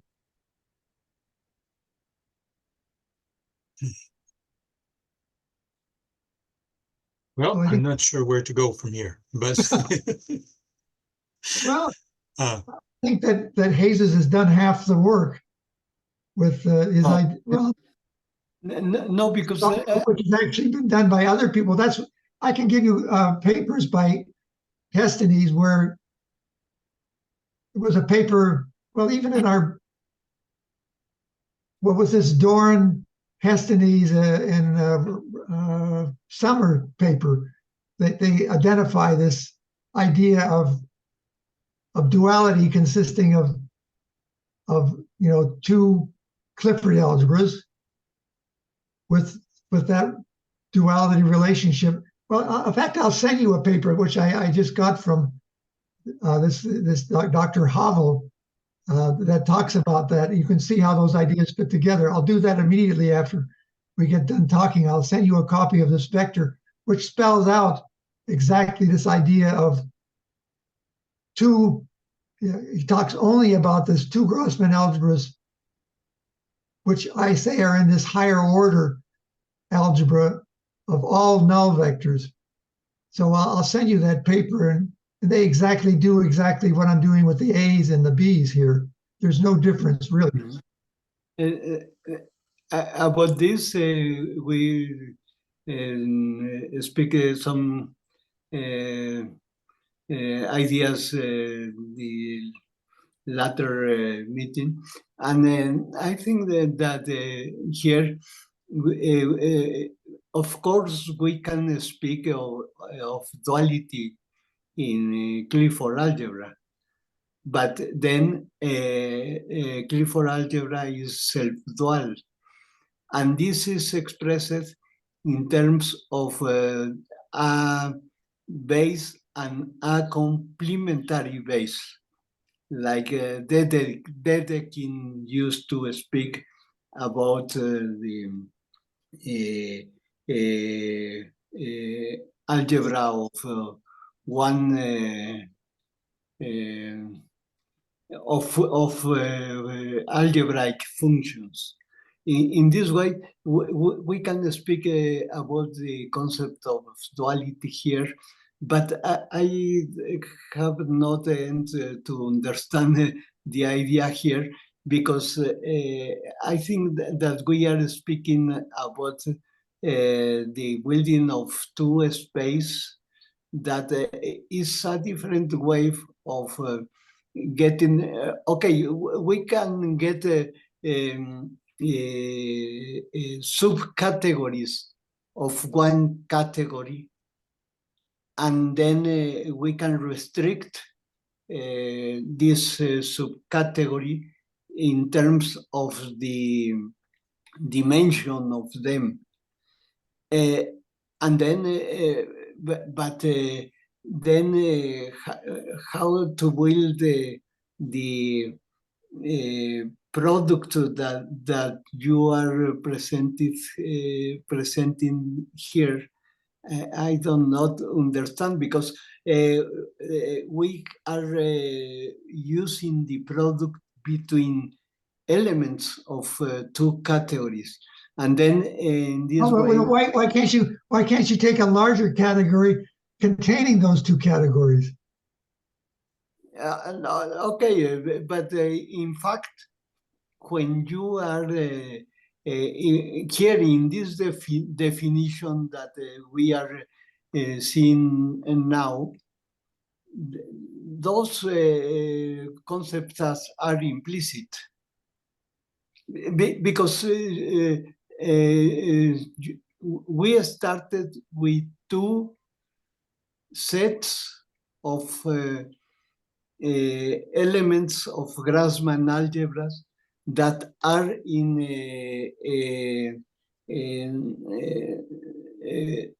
sets that have not intersection. And then with those, we are building a more complex space that is a space of A plus direct sum of these two sets. Okay, if we use the direct sum of this, sorry, I am using the word sum, but how do you say the direct? A direct sum. Some people, well, that's the thing. You get all kinds of different ways of talking about those things: direct products and direct sums. Okay, thank you. Then we are building a new space with a direct sum of these two sets. But I don't know if that in these constructions we are speaking of two parts that are complementary. Then, if we are speaking of two parts that are complementary, then I understand that dot product need to be zero, because these two parts are orthogonal. Then I have a conflict here with this idea, because if not, then we can find terms that in this product they are different of zero. Okay, so I think that solution to this problem is that, okay, I think this is an important idea that one point itself can represent infinite transcendental numbers of directions. So, but when you say there's 2 points, then that defines the unique ray that passes between those 2 points. But a single point defines the idea of direction can be. No, but that's what I'm saying is that every set of points can be associated with rays passing through any pair of those points. No. But it's equivalent to use zero. Well, that's the thing. I don't want to use zero, because zero. The only you are using a ring that have only 2 modules, 0 and the same set. And then these are restricting the possibility of building more complex objects there. and this is the problem. I can't use a point for assigning one address. Only if I select from one point to another point, in this moment, I am selecting an arrow. In this moment. Okay, but you can say one point defines all arrows. One point defines all arrows because you can pass. Not define any arrow. No, why can't you say it defines all arrows? Why can't you, abstractly, a point, you can think about all rays that can go through one point. It defines infinitely many directions because it's like in geometry. Instead of saying that 0, you can say all directions. That's the difference, I think, between our 2 points of view. You say it has to be 0, but I say no, it can represent any direction. Okay, all directions. But now, how is the operation of selecting one of these? Well, you pick it out of a set. What is the process for getting that? And then you need to define a vector. Well, a point represents an object in a set. Yes. It can be apples, or it can be, it can be numbers, or it can be a set of. Yeah. And then you can find one vector to that point. But when you actually no. You can say any number of directions. Because you don't have a metric, no metric, so it defines only a ray which goes through that point, or infinite many directions. It's only when you have 2 points that you have a direction then. But there's no other 2 points define a direction, but they can still be anti-commutative. There's nothing wrong with saying that A1 times A2 is equal to minus A2 times A1. There's nothing wrong with that. But I think what Jesus is talking about is strongly connected to the paper that he referenced earlier, the one by William Levere, when he's talking about what Grassmann meant about the law of change. There was it means sort of what is the logic that allows you to distinguish one point from another, right? So if you start with one point, then you can change to another point. And when you start with one point and you change to another point, it's the change that defines the vector. That's right. But you can say that. So it's not that 2 points define a vector. That's not correct, right? It's that you start with 1 point and then you change. And when you change, it's the change that has a direction, right? Well, you can, but I think it's equally valid to say that 1 point defines any direction, because you can think about it as. But first you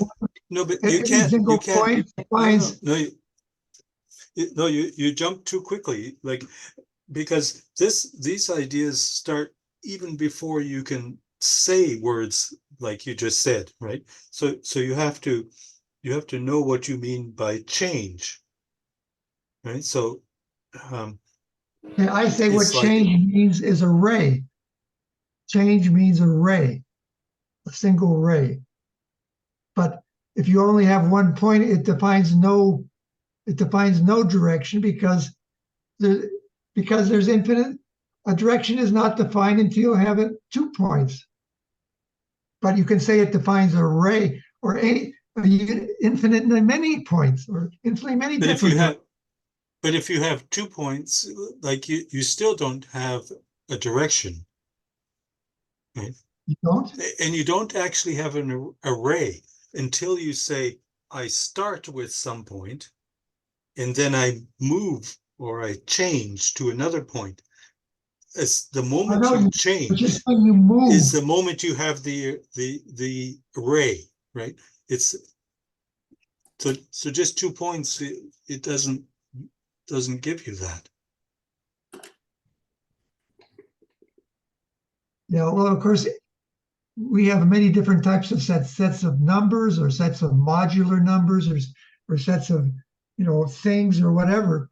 But you can say abstractly, if you're in a particular set of objects, then you can say any two of those objects defines a unique ray which defines a direction. So, but a single point defines any direction. But when you say 2 points, then it defines a unique direction. Then, with respect to that set you're talking about. But if you only have one no, point, a then point. No, that's the idea of projective geometry. You project the sun projects a picture of a shadow on the wall. That's because rays pass through and hit the wall and make a pattern of your hand. So that's the idea of projective geometry. I think is the idea of a single point represents a ray, nothing more. It doesn't represent. You don't have to say it represents, and that's why it has square zero, because you're not saying there's any direction associated, any unique direction associated with a single point. But that's right. You want to say it's the boundary of a point is zero. Okay, that's fine. But that doesn't mean that a point itself can represent any direction. Just as well, you can say it represents zero, but you can say no, it represents any direction.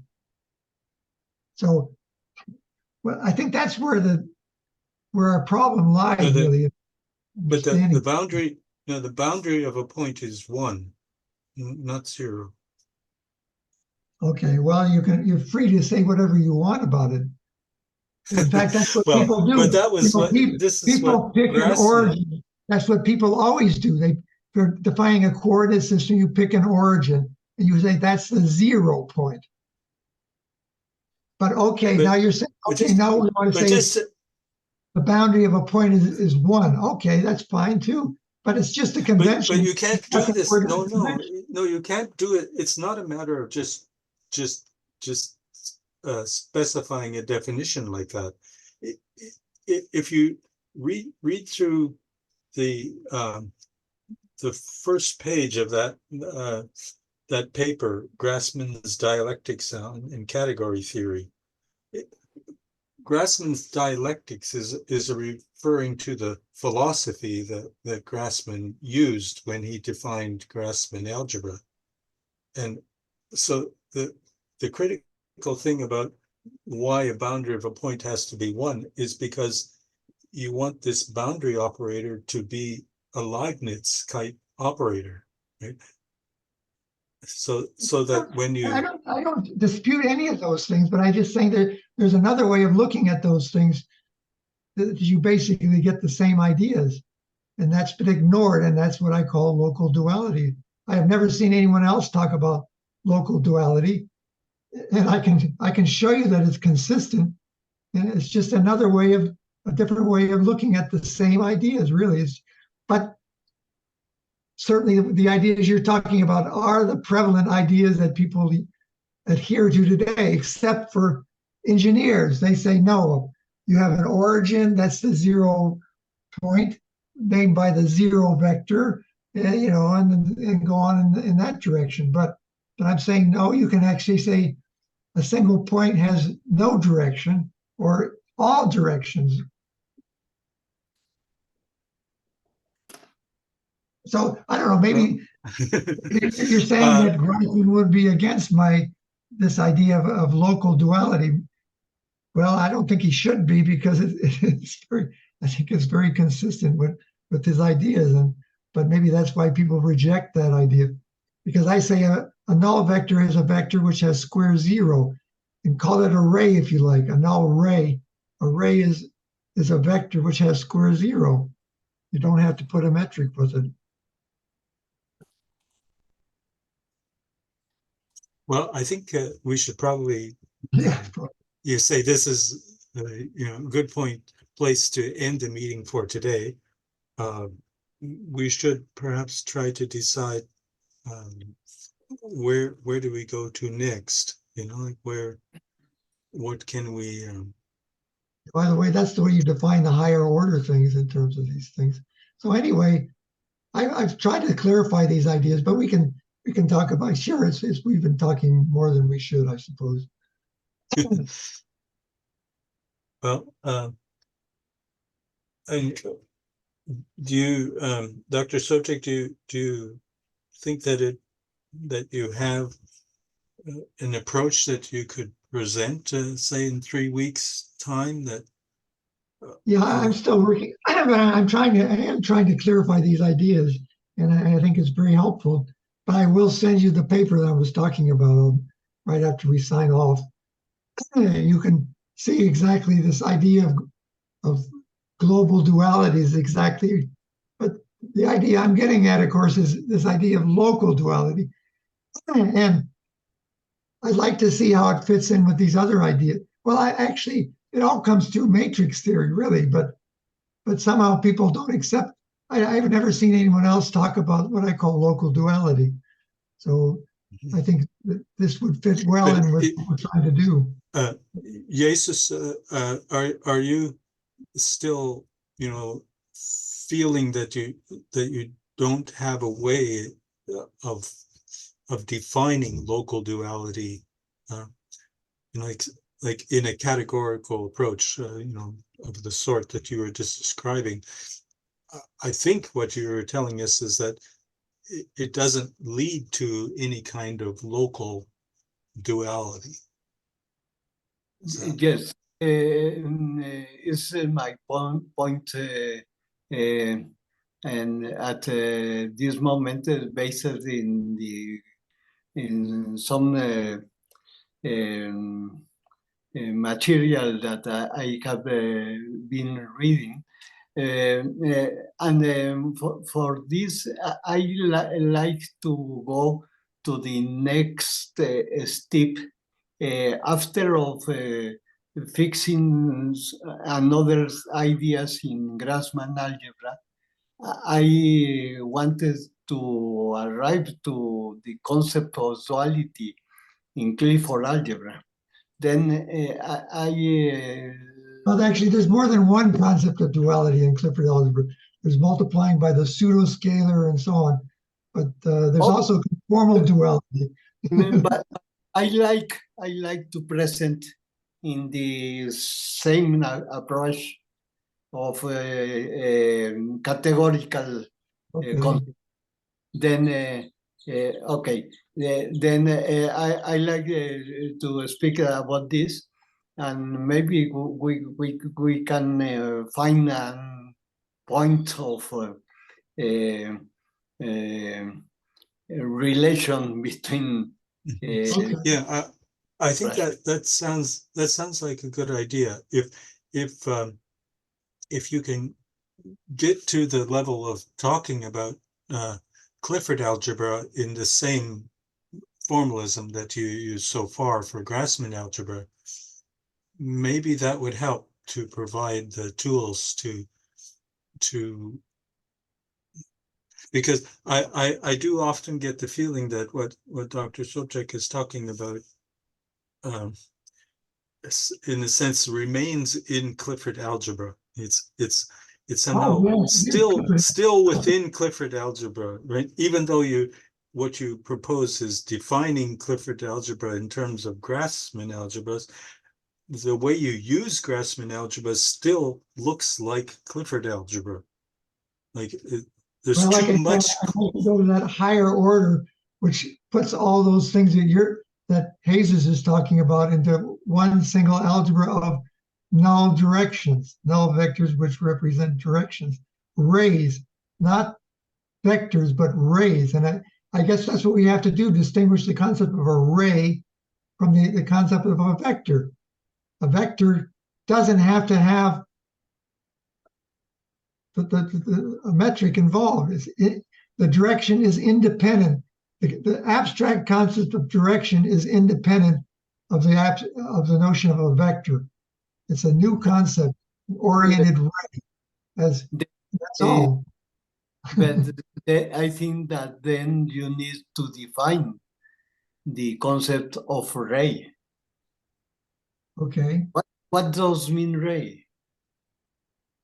Well, you think about the null cone in relativity theory. Oh, okay. Then you need to start defining null cone, and then because we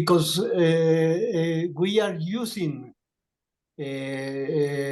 some shared concepts of another field, and Okay. then we need to formalize them in this in this presentation, I think. Okay. Yeah, that's a good point. So that's right. So for any set of objects, we need to define a null cone. It can be a null cone can have transcendental numbers of directions, just like it can represent all points on the real number line, for example. Jesus, would you be prepared in 3 weeks to talk about Clifford algebra, you think? Yes, I think because I almost arrived to that point, then I think that in 3 weeks I can present this to you. Mhm. Okay, Of course, that's exactly what I do with these null vectors. That's exactly what I'm doing. So, but again, it's a different way. You're using the concept of what I call global duality, and I'm using the concept of local duality. Now, I always thought it was compatible with Grossman algebra, but maybe Grossman, I don't know. Why haven't people talked about this before? It's consistent. Everything's consistent. So anyway, but so maybe we can share space. So I'll let Jesus start, and then I'll pick up again where Jesus leaves off. And in the meantime, I'll try to clarify these ideas. okay. All right. Well, then in 3 weeks, let's meet again and focus on category theory and Clifford algebra. Okay. Mhm. It sounds Okay. good. Great. Okay. Okay. Well, so bye for now. And Nice to meet see you. you in 3 weeks. Thanks.